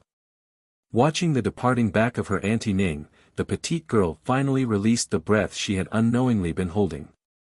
Her back's been soaked due to all the pressure of almost being caught by this point, and her palm a bloody mess due to how hard she's been gripping the poisonous bead. In the end Ningyu only shot a final glance towards Bai Yan's room before she too returned to her own, and this time, she didn't keep the poison out in the open. Instead, she hid it well away so there's no chance for others to accidentally come across it. Tapping the table in her room after some more thought, Pa's plan is too dangerous and risky in the end. I can't do it. Although Auntie Ning pampers me, but I can tell she's extremely fond of that brat and will go a long way for him. If she ever finds out I tried to poison them, then she will never let me go. Even though the urge to remove that woman was still there, but Ning Yu could say for certain to herself she doesn't have the guts to murder someone yet. Therefore, the only method for this girl was to use alternative methods. Bai Yan, Auntie Ning is mine, and if you dare rob her from me then I won't spare you. Punching the table, the girl's aura was all cold and sinister as she walked out the door and disappeared from the inn. Next day. The morning light was just right at this timing, allowing the beams of brightness to shine through the window and onto Bai Yan's beautiful face. Faintly opening her eyes over the glimmer, she eventually noticed the two cuddly kittens snuggling against her arm. Pleased by this warm picture, she pulls them closer for further snuggles to only disturb the boy who's still asleep. Mother, awakened by the movement, Bai Xiachen mutters this as he rubbed his dozy eyes. Me and Dragony wanted to snuggle with you so we came on our own, you wouldn't be mad right? Did we end up squeezing the baby in your belly? If she's hurt then I'm going to be distressed. Aching over how sensible the boy was, Bai Yan throws a smile of reassurance over to stop his wild thoughts. Silly, why would you think your little sister is that fragile? Don't worry, she's sleeping with her brother and sister is a good thing, I'm sure she is very happy. Really? Twinkling with bright stars in his little eyes, does that mean little sister likes me? Yes, of course she does, she likes both of you. Bai Yan's voice right now was bordering on the line of a lullaby, making the boy all the more happy and trustful. Mother, I also like my little sister, but in my eye you are still the most important. Mother will always be first. Snuggling his head closer to the woman's chest, he didn't hide the lovely smile he had when pushing against those wonderful jugs. Ning Yu's plan. 1. By now Dragony had always been awakened by their conversation. Blinking her big innocent eyes, Mother, I also want to take care of our little sister with Gage. Okay, when your sister is born, you two will be in charge of her care. How lucky am I to have such a wonderful and well-behaved son, along with this sweet and lovely adopted daughter. These two children, sometimes they really make my heart ache due to how sensible they are. Suddenly, loud ruckus caught the lady's attention from the outside. Originally she didn't want to get involved, but that sound only grew bigger and bigger, which made her face furrow up. Mother, Bai Xiachen clings onto his mother's hand and stared at the doors. What's going on out there? Wait here for me with your sister, I'll be right back after I go see. After giving this instruction, she then went ahead to get up from bed and head outside. Main lobby of the inn. By the time Bai Yan made it downstairs, the ruckus had mostly drawn a crowd to the scene, and that's what she walked into. There's a middle-aged madam currently shouting her lungs out at Bai Ning, who couldn't make a peep in return, only standing there flushed and embarrassed. Mother, what's going on here? But before an answer could come out to answer the question, the dirty-looking madam suddenly rushed over, trying to grab hold of Bai Yan's arm. Scram! A loud roar exploded out of her throat, sending the stranger several meters away and falling to the ground. This powerful reaction absolutely stunned the dirty-looking madam, leaving her choked for words and looking over to Ningyu for instructions. Honestly, the madam never expected her target to be so grumpy and temperamental. That's not what she was told. Nevertheless, money was money. Since she's taken the money, then it's only right she continue to act. After a quick struggle to get up, she angrily points her finger at Bai Yan's face like she's suffering some great grievance. Of course, the stranger made sure to keep some distance from Bai Yan. That fall didn't just make a scratch, it left quite a bruise on her, but also.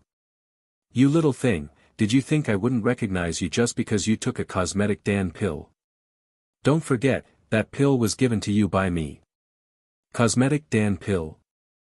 A bit taken aback by that accusation, Bai Yan had to take a good second to take that in. Huh? When did I change my face? You are. Originally she wanted to ask if the madam's mistaken her for someone else, but before a word could come out of her tongue, the madam began to shoot out slurs and curses after curses. You stinking girl, I am your mother, you won't even recognize your own mother now. Like a thunderbolt, Bai Yan's face became dumbfounded. She just couldn't believe what she's hearing. When did I have a mother? And, narrowing her eyes into a slit, Bai Yan didn't miss the constant exchange of signals between the madam and Ningyu. That's when she got it. Raising a smirk, you say you are my mother, what evidence do you have? The middle-aged madam stared angrily at being called a liar. Your face, it's just like hers, that's the greatest evidence. You two have no blood relationship, so why do you look so similar to her then? Obviously it's because you took a cosmetic Dan pill to change your face. Even more people had gathered into the crowd by this point, therefore when they heard this claim, all eyes were locked onto Bai Yan with contempt in there. Ningyu's plan, too, in their eyes, a person who doesn't even recognize their own mother was as bad as it comes for a scumbag. Finding support from the masses, the middle-aged madam that looked both dirty and haggard became more full of herself. Puffing up her chest, those like you who only recognize a godmother and forget their own real mother is going to face retribution if you don't change your ways. After throwing that out there, the stranger then turns to glare at Bai Ning, and you, are you blind or what? Do you think just because she's similar to you in appearance that it's fate? Only a fool would think such a thing is coincidental. Bai Ning's eyes gradually turned cold after that outburst, and you think it's not? Of course not. A while back I inadvertently came across a cosmetic Dan pill. It can allow the user to change their face according to what they imagine upon us. Huffing deeply like she's exasperated by the memory, the madam borderline growled at Bai Yan's face, then this girl. She somehow got wind of you and the forces under your control. She wanted to become your daughter, that's why she stole the pill from underneath my eye. The purpose is to take control of your powers. Bai Ning didn't reply to that, nor did Bai Yan in this case. It's just that. While Bai Yan herself didn't speak to defend herself, those hands had involuntarily clenched into a tight ball with sweat covering it. She could honestly say she's never been afraid in this lifetime, even during her time alone. However, this time she's obviously feeling panic inside. For one thing, the lady herself had plenty of methods to prove herself innocent, but that's not the issue here. What if her real mother Bai Ning doesn't believe her? What would Bai Yan do then? It's torture, plain and simple, pure torture. Fully understanding it's her time to shine, Ningyu steps forward like an indignant daughter trying to protect her own mother. Don't say that about my Auntie Ning, she's a kind-hearted woman who has a big heart and would believe anyone if they are true to her. She has nothing to do with this matter. If you say another sentence about my Auntie Ning then I won't let you go. The middle-aged madam obviously got the signal and knew it's time to move on to the second phase of their plan. Softening up in her voice towards Bai Ning, you really are a foolish one. You got such a nice girl here and you don't cherish, instead you turn your kindness towards a wolf who would abandon their own mother. I ask you, what sort of sincerity could such a person have towards you? The onlookers also seemed to feel the same way after hearing that logic. Immediately, nods were shared among the crowd. That's right, a person who would change their own face just to recognize an adopted mother and ignore their real one couldn't be a good individual. This girl really can't be judged by her face. Oh wait, that's not her real one. I know, right? I think the smaller girl over there is quite nice, she knows how to protect their loved ones. A daughter should be like that. Taking this chance, Ningyu dropped her face downwards in a dejected manner, similar to an innocent someone suffering due to the circumstances. It's only right for a daughter to be their mother's intimate little cotton wool. Even if Auntie Ning won't consider me her biological daughter, I have long taken her as mine. I never had a mother since I was young, so my feelings towards her are pure, unlike others who came with ulterior motives. After saying that, Ningyu's eyes had turned red when glaring at Bai Yan, the anger and hatred unconcealed and upfront. Ningyu's plan. 3. Bai Yan's gaze met with Bai Ning's then. In that moment, she could feel her heart sinking due to the darkening expression in her mother's face. She doesn't believe me. Growing bittersweet on the face over the thought. Perhaps, me not telling her about Ning Yuan is the right choice. After all, compared to them who has stayed with her all these years, I am still just a stranger. Suddenly, a hand gentle lands onto Bai Yan's shoulder, causing her to stiffen up and look up. Ning Yu's touch of had anger disappeared following that gesture, replaced only by the look of dismay and surprise over her Auntie Ning's behavior. You think I favor this girl just because of her face being similar to me? Bai Ning spoke mildly, like the whole thing didn't affect her in the least. That's not true. I like her because she gives me a very comfortable feeling, like someone I know in the past, and not because of her face. Ning Yu's heart trembled at that. Pursing her lip until blood's almost seeping out, but Auntie Ning, her biological mother, is already knocking at the door. I'm only saying that because I'm afraid of you being deceived by her. Biological mother? Bai Ning said it with such sarcasm that it's vicious sounding. Turning to the madam in question, you say you are her real mother, where's your evidence? Do you have some sort of method to prove your blood relationship with my goddaughter? How about we test the matter by mixing your bloods and see? Humph, I'm not going to believe some random stranger's claim just because they say so. Towards the seething glare of the woman's eye, the impersonating madam instinctively cowered and fell into a panic. She was only instructed to act out the role and never given any proof to make the case. What's more, testing the issue by mixing their blood would be a dead giveaway. Gritting the teeth, the madam knew she had to get unreasonable to get through this. Mixing our blood can't prove anything. That pill doesn't just change the appearance, it also changes her body's makeup. Also, I have no enmity with her, why would I frame her? What benefit do I gain? The logic brought on another wave of agreeing nods from the crowd. Though it's not a common occurrence to change one's body makeup with a medicinal ingredient, but there has been recorded cases in the past history books. Therefore, the liability of proof now falls back onto Bai Yan's lap. Despite this fact, Bai Ning didn't budge and reached down with her hands to hold on to her nervous daughter's hand. The act brought warmth to Bai Yan's heart, and she never felt so protected before. Genuinely smiling, Bai Yan now has the courage to step up. Mother, I can handle this matter myself, thank you for believing in me. I will be sure to give you satisfactory answer. For her own sake, and her mother here, this lady who has never known to be the receiver of motherly love has finally awakened to the bond. You said I'm conniving after my mother's power? The middle-aged madam swiftly nodded. That's right, you are after her strength. Oh, in that case, why don't you tell me the so-called powers behind her? I'm curious and want to know. Crossing her arms, her stance was casual and strong. The demand forced the madam back again. Going slightly white in the face, the impostor had to thank Ningyu for conceiving this scenario ahead of time. This woman is able to call upon a demonic beast wielding strength superior to that of a high divine, that's why you are trying so hard to get close to her. You want to control that creature. Ning Yu's plan for enlightenment seems to dawn on Bai Yan's face after that verbal exchange. Gleaming with light in her eyes, everything simply clicked into place. No wonder Ning Yuan and his daughter would try to drive me away so much.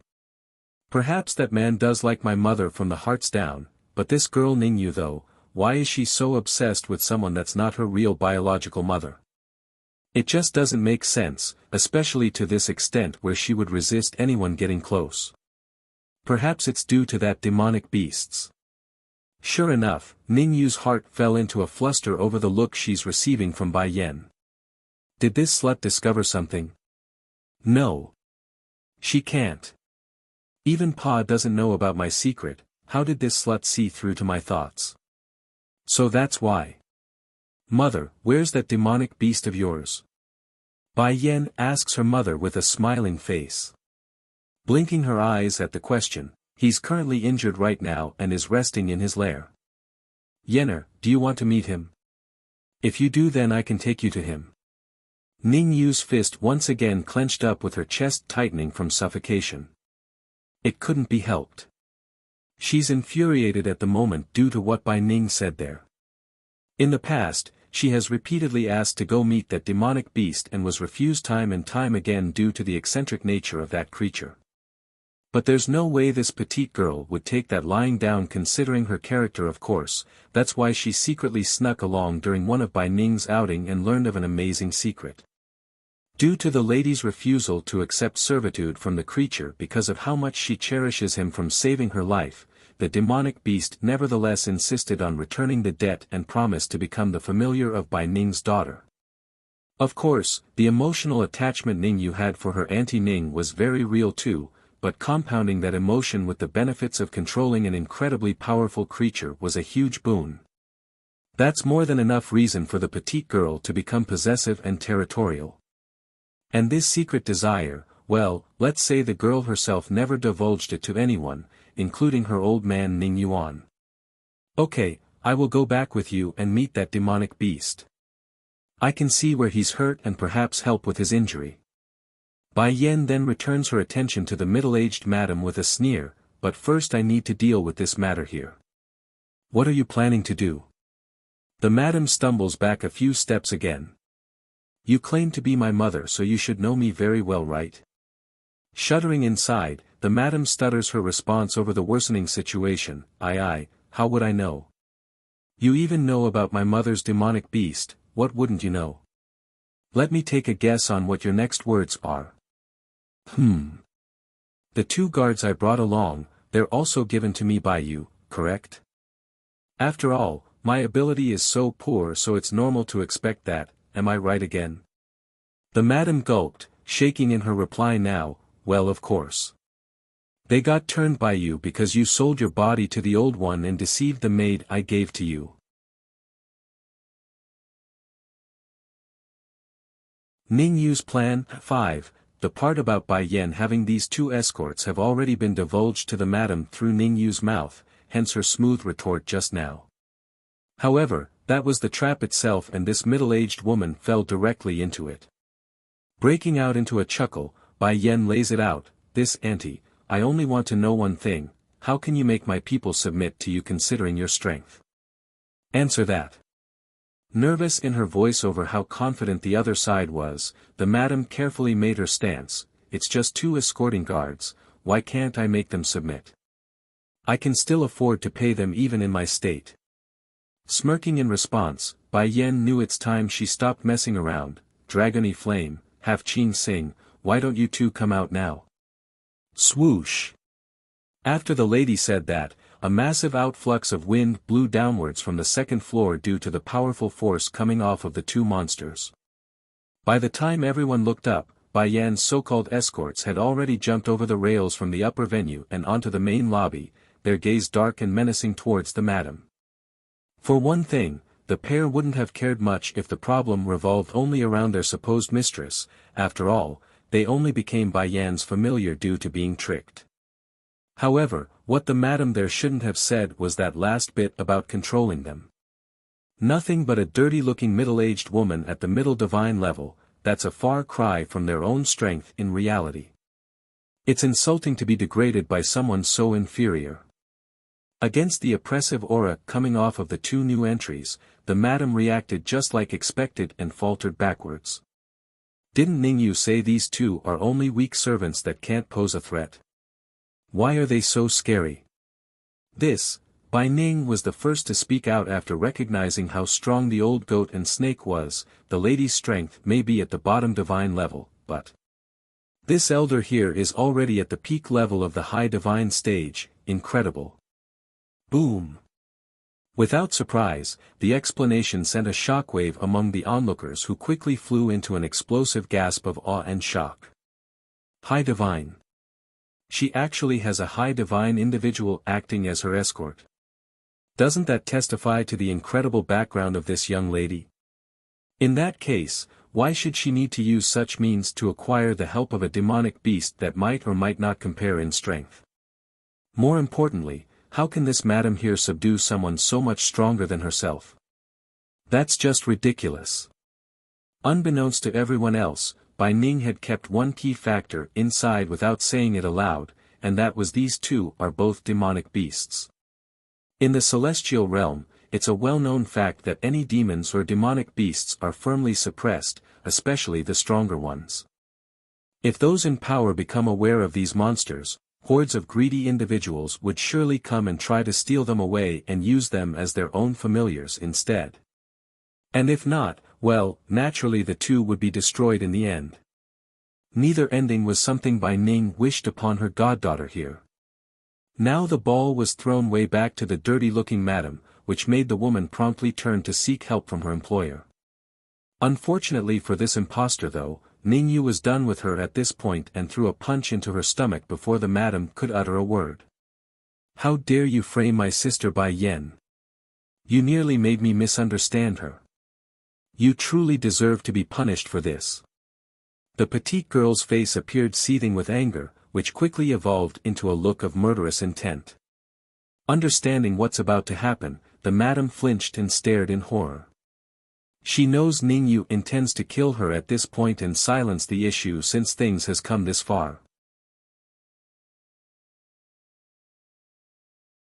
Ningyu's plan. 6. In a moment of desperation, the bleakly white-faced madam actually lunged into a crawl for Bai Ning's leg when she realized what's going to happen to herself. However, before she could even make it a few knees forward, Ningyu had come down again with another punch and sent her body flying. Blood now kept pouring out of her mouth as horror gripped the madam's face. Now you're trying to harm my Auntie Ning. Ningyu grabbed onto her accomplice's collar and snapped out, if you try anything then I will not let your entire family go. There's a reason she emphasized the family word because the madam immediately flew into a bigger panic and understood the underlying threat inside that sentence. If I dare reveal she's the one who instructed me to do all this then my entire family will suffer, and my son who's in her hand will also die. Miss, please spare me, I know I am wrong, I mistook you for someone else. The madam hurriedly changed her tune and squeezed this out towards Bai Yan. Bai Yan naturally didn't believe a single word there. Squinting her eyes, she shifts her attention from the woman who's obviously being blackmailed in some way to the petite girl instead. Smirking as she spoke, mistook me for another person? You even knew about my mother's demonic beast, so how do you explain that? Ningyu's face went pale in that instant, knowing the sentence was meant for herself. I just knew this woman wouldn't be so easily blindsided. I should have listened to Pa and done what he asked to poison this slut. Now Auntie Ning will distrust me even if I wiggle out of this mess. Sure enough, Bai Ning's brow began to furrow up after listening to Bai Yan's logic because there's only a couple of people who even knew of that demonic beast under her care. Specifically, the main two suspects are Ning Yuan and his daughter Ningyu. Aside from those two, she couldn't really think of anyone else. Suddenly, a dreaded idea popped into the woman's head, causing Bai Ning to tremble in disbelief and fear of the truth. It's not like this lady was a soft-hearted woman, rather Ning Yu's a child she personally oversaw her growth. To find out that the young baby has grown up to be an evil villain at heart, why wouldn't she be hurt and traumatized? No, you are wrong, the madam shakes her head and continues to force her own story. Everything I did was on purpose. In that moment, a flash of determination filled the impostor's eye, like she's come to terms with her own fate. You believe no one knows about your demonic beast? You're wrong, I've long known about it. The reason I want this woman to leave is because I wanted my daughter to take her place. I knew that's the only way to trick you. Despite the self-righteous expression on the madam's face, her true feelings were quite different. It's fear and panic, sprinkled in with a bit of hatred now towards everyone here. Like a cornered rat, when there's no room for escape, then a prey would also grow fangs. That's the reasoning for the hatred. But a mother would always be a mother. When her baby boy's life was in the hands of a vile girl like Ningyu, the madam could only suppress the urge to fight and bear the crime. Bai Ning didn't respond to that, only staying silent for a long while before turning to her so-called niece. Seeking one's own death, Yuer, does this matter have something to do with you? Bai Ning's voice sounded heavy, which rattled the girl greatly. Why would you ask that, Auntie Ning?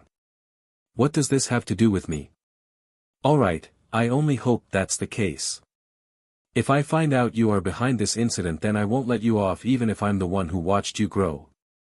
Due to the warning tone used there, Ning Yu's jealousy only grew in kind. Auntie Ning, I would never do such a thing. I only hope that's the case. Bai Ning gives a nod, then gradually shifting her attention back to the madam. So you are not afraid of death? Not afraid of death? Of course not. How's that possible? In fact, the dirty-looking madam has long been shaking in the legs due to fear. She wished she could confess the truth but couldn't. Gritting those teeth, so what if I'm afraid? Will you not kill me if I say yes? Tell me who's directing you, then I will spare your life, otherwise. Mixed in her usual voice now was a chilling note, indicating Bai Ning meant exactly what she said there about the consequences. Going white in the face over that threat, then you might as well just kill me. The madam wasn't some heartless, ruthless killer like Ning Yu and her father. Compared to dragging her own family and son into this mess further, the woman would rather die alone in this case and spare her own loved ones. If you're not afraid of death, then how about not being to die despite wanting to die? Bai Ning continues to lead the conversation down a path she knew would strike fear.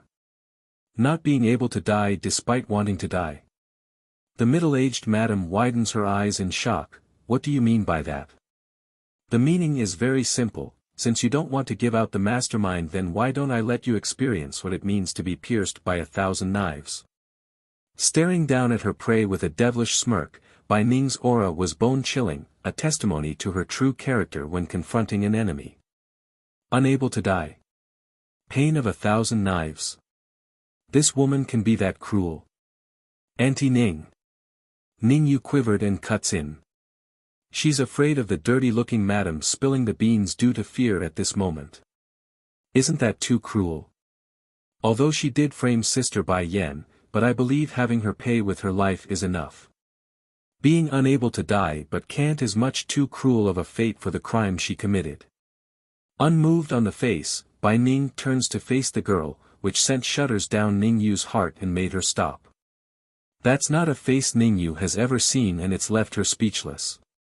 Are you sure you want to sacrifice yourself for that mastermind? Bai Ning asks again after shutting the annoyance down. The repeated asking did make the madam waver somewhat, but at the thought of her own son for the second time already, the madam knew she couldn't. All of this is done and orchestrated by me and me alone, there's no other people involved. Getting nowhere with her interrogation techniques, Bai Ning was about to get serious and draw her blade when Bai Yan stopped her with a raised hand. Yenner, what's the matter? She asks with a puzzled look. Mother, I said I'll take care of this, you just need to wait for me. I will make her talk.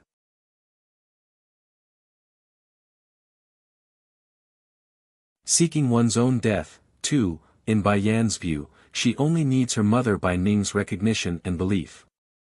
As for everyone else's here, it doesn't matter to her. In this life, she never wants to experience the taste of losing a loved one again. Okay. Bai Ning draws a faint smile and retreated to the back, allowing her daughter to take the lead in this matter. Just now you said everything you did is for the sake of your own daughter, correct? Bai Yan asks with an unreadable face. Unsure of what's going to transpire, the madam nevertheless steeled herself and answered, yes. Very well, why don't you ask your daughter to come out then? I would love to see how amazing that cosmetic Dan pill is since you keep bragging about its effect. The madam knew this lady was hard to deal with already, but she didn't expect Bai Yan to be this difficult. Where was she supposed to find a daughter to prove the case? My daughter left home for a while already, she's no longer with me, nor can I get in touch with her on such short notice. Oh. Acting like she's enlightened to the fact, a damning light flickered within Bai Yan's eye. In that case, I have here poisonous pill you can take. It will cause all those with a blood relationship to you be affected as well once consumed, meaning she and you will both be poisoned. Trembling in horror, the madam falters backward to get away from that object. What did you just say? The poison will affect anyone who's related to me by blood if I take that? By this point Bai Yan has had to hand it to Ningyu in finding someone so resilient. The madam's obviously panicking and afraid, yet she's still able to make her words clear and not have a mental breakdown. You also said it yourself, you wanted your daughter to take on the appearance of my mother. As someone that's naturally blind, what if I mistakenly take your daughter as my mother someday? Wouldn't that be embarrassing? So, in order to remove that problematic issue, it's best to have your daughter die with you instead. Shrugging like it's nothing serious, Bai Yan puts on a nonchalant face and left the other side stiff as a rock. Blind? Recognize the wrong person. You might as well say you're going after my non-existent daughter instead. Why make such excuses? White in the face, does such poison really exist? Why don't you give it a try and see for yourself? Taking a step forward, Bai Yan pushes a black-looking pill forward. Frantically getting up from the floor after finding how nauseating the smell was from the bead, the madam cries out, "No, I don't want to take that poison, I don't want to harm my son. I'll speak, I'll tell you everything. Please don't harm my son." Ningyu was already dumbfounded due to Bai Yan's explanation, now she's also flying into a panic over the madam's confession. It's only a poison, everything would be finished if you just eat it. A person like you deserves to die. After saying this, Ningyu attempts to snatch away the poison so that she could force it down the madam's throat. However, Bai Yan already expected that and retreated in kind so the item remains out of reach. You bitch, framing my sister Bai Yan is the worse. I'm going to kill you. Bang! Her palm strike carried the rage she felt inwardly, so it was incredibly violent once it landed onto the madam's chest. Ningyu, stop! Bai Ning snaps out, outraged at the girl's intent to kill. Unfortunately, the order was futile because Ningyu swung out anyways and with an evil smirk as well. Seeking one's own death, 3, yet just as she's about to make the killing blow, an old figure promptly got in between her and the madam. Bang! Following that loud impacting noise, Dragon Flame lands a heavy blow onto Ningyu's chest, sending her flying out several feet away until she slams into a wall. PFFFF. Twisted in the face, the girl kept puking blood as a result while staring death glares at her target still. Understanding this was her chance, the madam cries out, "It is she. She is the one who asked me to impersonate your mother. She wanted to drive you away from this woman. I only promised to do this because she offered me a lot of valuable things, but please spare my son, he is innocent." Badump. Taking to her knees, the middle-aged madam didn't try to twist the story anymore and spilled everything. Why didn't you expose her just now? Happily placing the bead away, Bai Yen no longer needed it. A flash of panic appeared in the madam's eye then, her father is still out there. If anything happens to the girl, her father will murder my entire family. I don't want my son to die, that's why I didn't out her earlier. Please forgive me, I never did anything that's truly damning here, right? Bai Yen couldn't hold back her scoffing sneer then because that's far from the truth. Didn't do much. If my mother didn't trust me so much, wouldn't that mean I'm screwed instead? Collapsing to the ground with strength leaving her body, the madam truly regrets it right now. Please, at least let me son go, I only ask you not hurt my family. Fine, I won't hurt them, but I will make them lose their memories of you. Afterwards, they will never remember you again. Despite the pain hovering in the madam's eye, she knew this was the greatest mercy she's going to get in this case. Yenner, that poisonous pill in your possession really is that effective? Bai Ning comes in and asks, her eyes staring constantly at the spot where it's being stored. If I feed that to my enemy's son, will my enemy also be poisoned? Gawking in the face, mother, I only tricked her just now, how can there be such a poison in this world? Bai Ning just stood there stunned, just like the madam who's dumbfounded on the floor. However, both women paled in comparison to the shock exploding out of Ning Yu's eyes, who kept staring straight towards the lady who deceived everyone. What did she just say? She was lying earlier.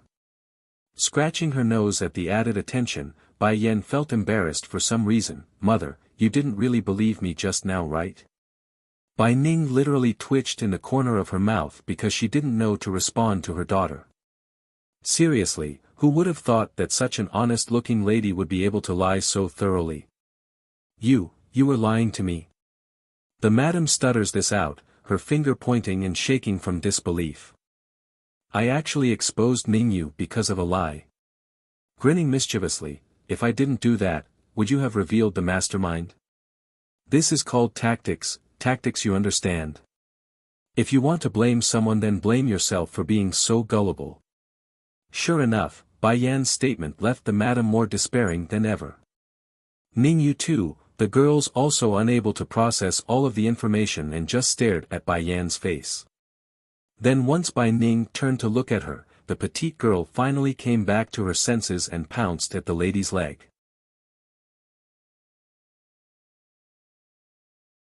Seeking one's own death, for, Auntie Ning, this is not me, really not me, this person is framing me, you have to believe me. Bai Ning frowned at that. How do you want me to believe you? Aside from you, who knows about the powers in my hand, there's only your father as the other. Are you implying he's the one who betrayed me? Auntie Ning, letting her hand go, Ningyu slowly looks up and was met with that cold hard face. There's no longer any kindness in those eyes that she has come to know. Ningyu, you really let me down this time. How did I educate you? I wanted you to be a frank person, and this is the sort of behavior you use to repay me? Replacing that anger in the woman's face now was disappointment. Although she had long known that Ningyu might not be what she presumes to be on the outside, nevertheless, Bai Ning still regarded this petite girl as some sort of child in her own eyes. Throwing tantrums and personalities around due to puberty was expected. However, this was far beyond what she imagined. Making a smile like the soul has left her body, Ningyu slowly rose from the ground, pain and despair showing all over her existence. Yes, you raised and educated me to be a frank person since young, but what have you done in retrospect? Over the years, I've treated and looked towards you as my real mother, but you always treated me as someone else, a replacement. I'm a substitute for your daughter, that's what you were using me for. Do you know how much it hurts me inside because of that? Tears filled those saddened eyes as the pain fluid covered the girl's face. Imagine being second fiddle to a daughter that never once showed herself. That's mentally damaging for any child. In this case, the petite girl may be vicious and cruel as well in nature, but she does have a point in not wanting to share her motherly figure. This was especially true when it came to Bai Yen and her children. It's far beyond the level of love she herself got, and that made Ningyu go crazy. That's why you did it. Bai Ning asks with a long sigh. Shaking her head in a bittersweet manner, Auntie Ning, I am so good to you, and my father only has you in his heart, why do you hide so many things from us? Like that demonic beast, he once said he will return the debt by becoming your daughter's familiar after your rejection, is that why you refuse to take me as your daughter? You want to reserve that creature for your real daughter? Dropping her mouth into an oval shape, Bai Ning couldn't believe what she was hearing. Half a minute later, she issues a helpless sigh and said, I did not accept you as my daughter because I subconsciously know I have a daughter. Since I already have a daughter of my own, how can I take someone else's child? As for the matter with my demonic beast, you're overthinking it. I never intended to have him pledge loyalty to anyone. Clenching her fist until it's shaking, Ningyu uses her bloodshot eyes to stare dead into the woman's eye. Okay, ignoring the demonic beast, why can't you take me as your daughter? I kept you company for all these years, I should have every right to that title than someone who abandoned you. Which part of me you don't like? I promise I will change. Abandoned you? This sentence left Bai Yen sharpening in the eye as she glared over to the petite girl. You never seen her family before, so how do you know she was abandoned by them? In my opinion, the only reason they haven't found mother is because someone is interfering with malice thoughts and prevented her memories from returning.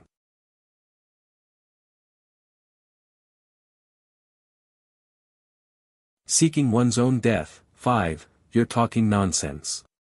Ningyu snaps back at Bai Yen with her vicious glare. In the lass's view, it's all because of this woman with that similar face that all of this happened. It's all her fault. Auntie Ning's relatives doesn't deserve to call themselves her family. They abandoned her, and now they want her back because they found out about her powers. What kind of logic is that in this world? Scoffing a sarcastic sneer, Ningyu's eyes had transformed from jealousy to pure hatred. And how do you know her loved ones abandoned her? Bai Yen retorts. Of course I know. Ningyu clenched her hands until blood could be seen around the palm. If it wasn't for her loved ones abandoning her, then how could Auntie Ning still be alone after all these years? She may have lost her memories, but they didn't. There's no reason for them to not even bother searching. But what I didn't think possible is our importance in Auntie Ning's eye. We've kept her company for so many years, through thick and thin, yet we still couldn't hold a candle to those heartless wolves that never gave her any warmth. Normally such words would be moving to the audience, but in this case, Bai Yen already knew the truth and couldn't resist holding back a snicker. Regardless, that mockery immediately earned her a cold hard glare from the petite girl. And, I also know her heartless daughter only came back because of her change in strength. Ha ha ha, if I were Auntie Ning, I would never recognize such a daughter again. Ningyu's appearance and laugh bordered on the edge of madness. Auntie Ning, me and my pa are so good to you, why do you treat us like this? Is it because I'm not your biological daughter? Is that why? You know my pa only got together with my birth mother because she used underhanded methods to trick him, he only loves you. In Ningyu's view, her birth mother doesn't deserve to be her mother because of the woman's lowly status. A maid, and a dead one at that, there's no way a girl like her would accept such a origin. That's why she's pushing all her ideas onto Bai Ning, it's also to wash away the lowly status from her mother's blood. Frowning, Bai Ning eventually issues a long sigh again towards the crazed madness in the girl. I've been wrong from the very beginning. I shouldn't have given you too much love, and now that has caused your personality to become this twisted mess. I'm sorry. Towards Ningyu, Bai Ning could say for sure she's completely disappointed and lost all hope in saving her. That means the lady won't interfere regardless of what Bai Yen intends to do with the lass. No, that's not true. In a panic, Ningyu grasps onto the woman's sleeve, you're not wrong. If anyone is at fault, it's those so-called relatives of yours. They're all a bunch of wolves, yes, wolves. Bang! In the very next moment she blurted that out, a small little figure had rushed down from the second-floor balcony and punched the girl in the chest before anyone could react. Stumbling backwards as a small trickle of blood seeped through from the corner of her mouth, Ningyu glares hatefully at the small little steam bun responsible for the injury.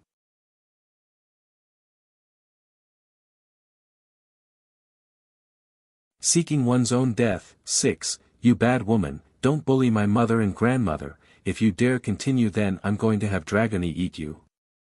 In saying this, the little steam bun allowed his ferocious side to come through. What did he just say? Did he just call me grandmother instead of pretty granny?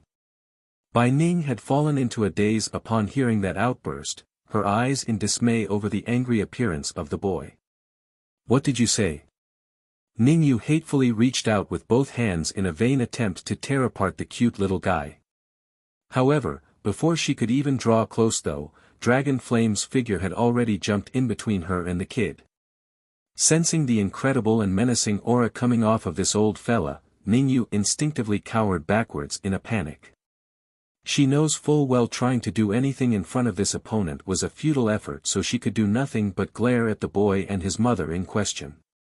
Ignoring the raging hate coming her way, Bai Yan acts like she didn't notice at all and ruffled her boy's hair as she spoke. Xiachen, didn't I tell you to wait for me in the room, why did you come out? Losing that murderous look from his face over that kind voice, Bai Xiachen immediately dons a wrong child appearance as he hung his head low.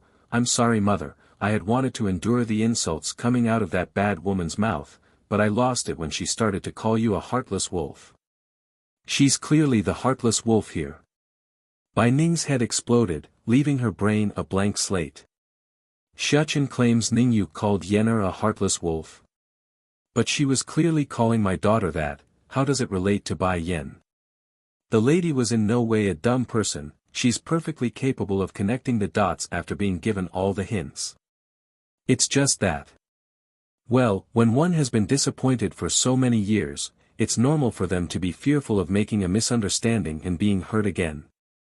On the contrary, those words were causing waves in the petite girl's mind as sweat poured out and resentment hovered in those eyes.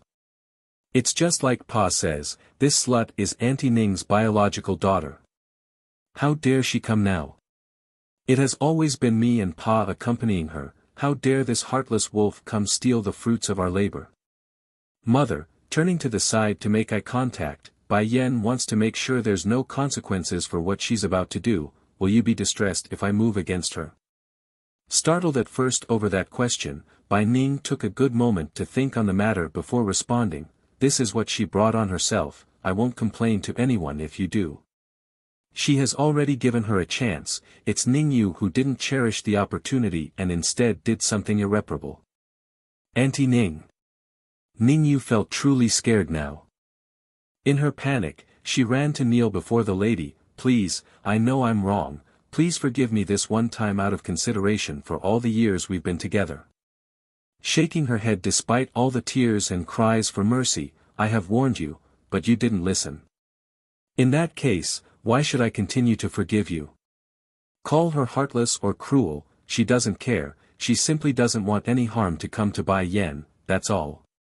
Even if the perpetrator was someone like Ningyu, Bai Ning won't intervene.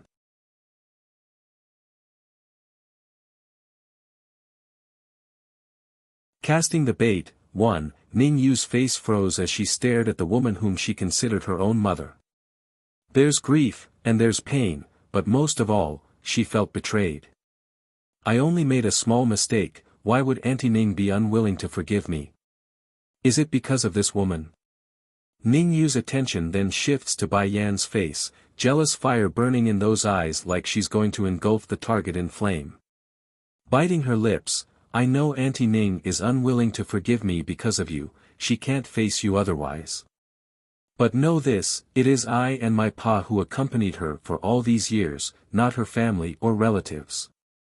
Bai Yan didn't say nothing, only staring down at the kneeling girl in silence. Perhaps that silence emboldened her, but Ningyu kept going and her tone was more confident than the last as well. They abandoned Auntie Ning before, so why are they showing up suddenly? It would have been better if they never appeared. That last bit made Bai Yan narrow her eyes in because she had caught on to something in her words. Ning Yuan knows I'm Bai Ning's real daughter, that's true, but why is this Ningyu also so certain? Based on my face alone can't prove anything, unless these two have met prior to this gathering. Then that's when a plan hatches itself in the lady's mind once she thought up to here. Mother, in the end this Ningyu did stay with you for many years, for that, I will show mercy today and only throw her out. Afterwards, she and you will have no connection ever again. Bai Ning actually became surprised by the lenient judgment. Yenner, you're not going to dispose of her. Showing a faint grin in order to not let the girl pick up on her scheme, it's fine, I can handle this. She can leave now. Bai Ning wanted to say more there, but when confronted with her daughter's reassuring smile, she ends up swallowing whatever words that's still in there. Alright, I won't get involved with this matter then. She then casts one final glance at the tearful-looking Ningyu and sighed, no matter what, Ningyu did accompany me for a long time. If you are going to do anything, I hope you can do it swiftly so she doesn't suffer. Ningyu's eyes dilated wide in horror, not daring to look up to Bai Ning as her lips trembled in disbelief. Auntie Ning. That's all the girl could mutter out while she sobbed and despaired under her own doing. Sadly for her, the lady didn't give another glance her way with those closed eyes, which only made the situation all the more painful. Seeing things have come to this point with no possible return, Ningyu slowly got up from the ground, her face bleak as a ghost. She naturally wanted to plead some more, but when confronted with the contemptible looks of all those around, she ends up walking for the outside instead to avoid those eyes. She let me down in the end. Bai Ning sighs after the petite figure went completely out of view. Perhaps the former Bai Ning would never have imagined she would turn her backs on the girl due to her behavior, but she has and she too must live with the outcome. It's painful, but she knows this was the right choice. Dragon Flame, go follow her. Bai Yen didn't say anything aside from giving this order, which earned her a begrudging stare from the old goat who unwillingly did as told. Now, due to the show being over, the crowds of onlookers also dispersed, leaving only Bai Ning and the rest.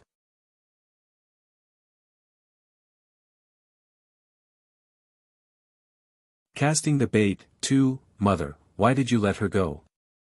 Bai Shuchen asks after tugging at his mother's sleeve.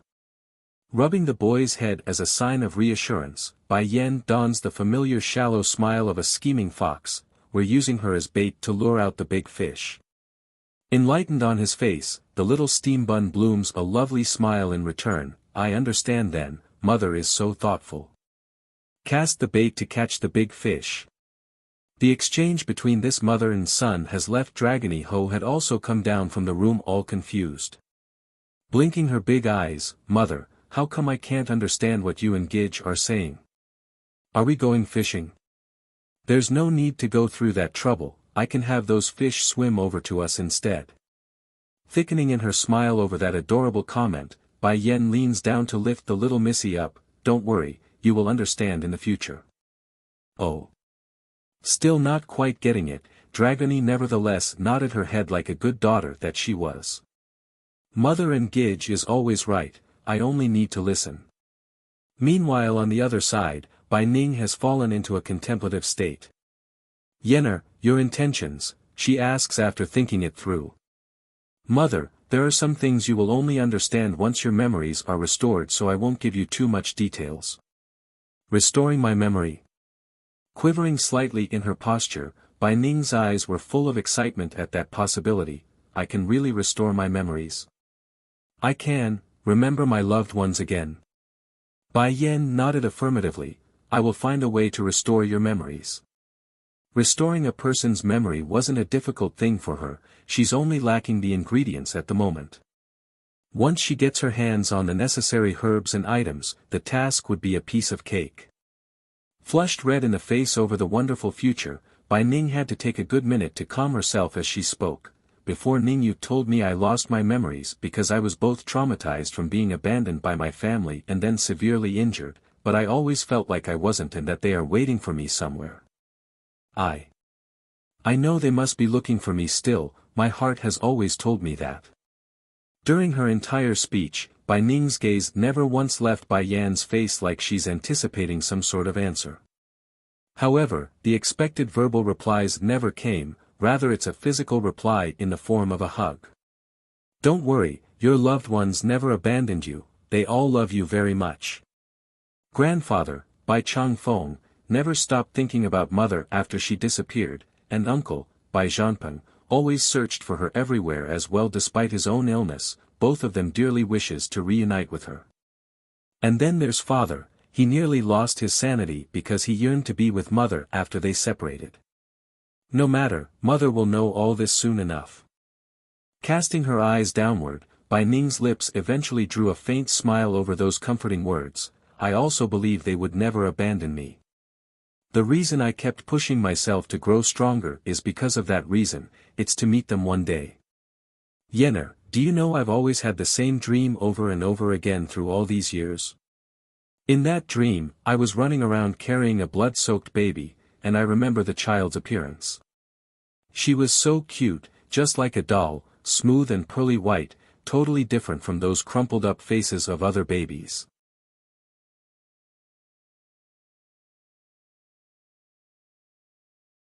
Casting the bait, 3, that's why I always suspected I had a daughter prior to my memory loss, and it's also the reason why I turned my feelings of that to Ningyu.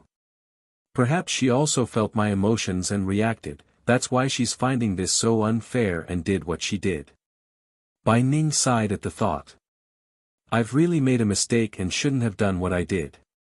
Now that girl will suffer a hurt for a lifetime because of me. If only I had been a bit colder, not taken care of her so much, then perhaps her heart wouldn't have mistaken me for a mother. Yenner, all of this is my fault in the end. If you really want to take her life, I hope you can give her a swift death and not make it painful, okay? Bai Yan mildly nodded towards that guilty expression, okay, I promise you. Bai Ning's heart undoubtedly became relieved somewhat over that reassurance. I do not know whether it's my misconception or not, but I always felt very close to you and Xiachen. This kind of closeness is different from the type with Ningyu who kept me company for many years. Perhaps. I mean maybe, just maybe, you might be my missing daughter. Bai Yan instantly went stiff over that frankness and almost blurted out the truth. Mother, am I not your daughter now? Xiachen is also your grandson. No matter what, she's intent on coming forward with the truth only after Bai Ning regains her past memories, otherwise the possibility of things turning out wrong would be a real possibility. This wasn't just Bai Yan being overly cautious, rather it's from what she learned from the medical books she read about patients who were suddenly confronted with facts that they themselves would find suspicious and traumatic. Swish. Swish. Swish. Exactly then, a huge gust of wind blew in from the entrance, causing the windows and doors to flap and rattle non-stop. Bai Yan first pricked her brows at the sudden intrusion, but her puzzlement soon turned to surprise at the sight of an elderly individual who came in, followed closely by a huge number of demons littering the streets. Yenner. Bai Ning reacted immediately and cried out, shielding her daughter with her own body from the unknown demons, who are you people? The elder acted like he didn't hear the lady's question and made a bow to Bai Yan and her children. Queen, Prince, His Majesty tasked me to come find you. He's been missing you dearly during your times of absence. Bang! From out of the blue without giving any warning, a swinging punch had come flying at the unsuspecting elder and hit him dead in the stomach. Groaning from shock at being attacked, the senior's first reaction was to stare at his assailant. In that moment, his brain literally exploded in a flash. Who is this woman? Why is she so similar to Her Highness in appearance? And that expression, it's like I'm some sort of great villain. This, first elder rigidly turns to Bai Yan in order to seek some sort of answer. Queen, she is? Twitching in the corner of her mouth, the demon queen almost didn't know how to reply. She is my mother. Staring wide in astonishment, first elder wanted to cry foul. Why is the queen's mother attacking me? Did I offend her in some way? Why would she attack me as soon as I arrive? Just when the poor puzzling elder was still pondering on his own course of action in this case, Bai Ning had already reached over to the side and smashed a leg off of a chair to use as her weapon. Aggressive and intimidating in her stance, how dare you people still come find my daughter?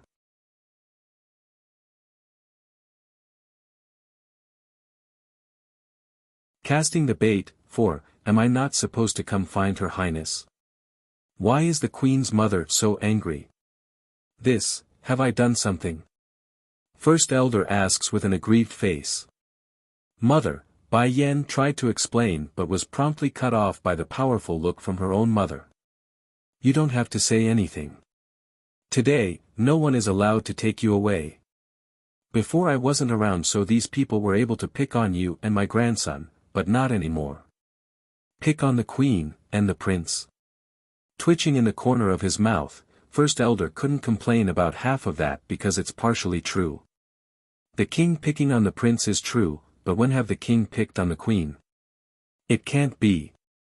The queen's mother found out about that incident where someone impersonated the king and drove the queen away and hurt the young prince. Thinking up to here, the elder hurriedly wiped away the trickle of sweat from his forehead. Madam Bai, it's a misunderstanding, I can explain. Explain what? Bai Ning furiously swings the chair leg around in the air until she eventually locks it point blank into First Elder's face. You bunch drove my daughter and grandson out from their home first, so don't come asking them back just because you feel like it. Scram. All of you scram. Out of consideration for my daughter's sake, I won't hurt any of you. But if you continue to stay and make trouble, then don't blame me for not being kind.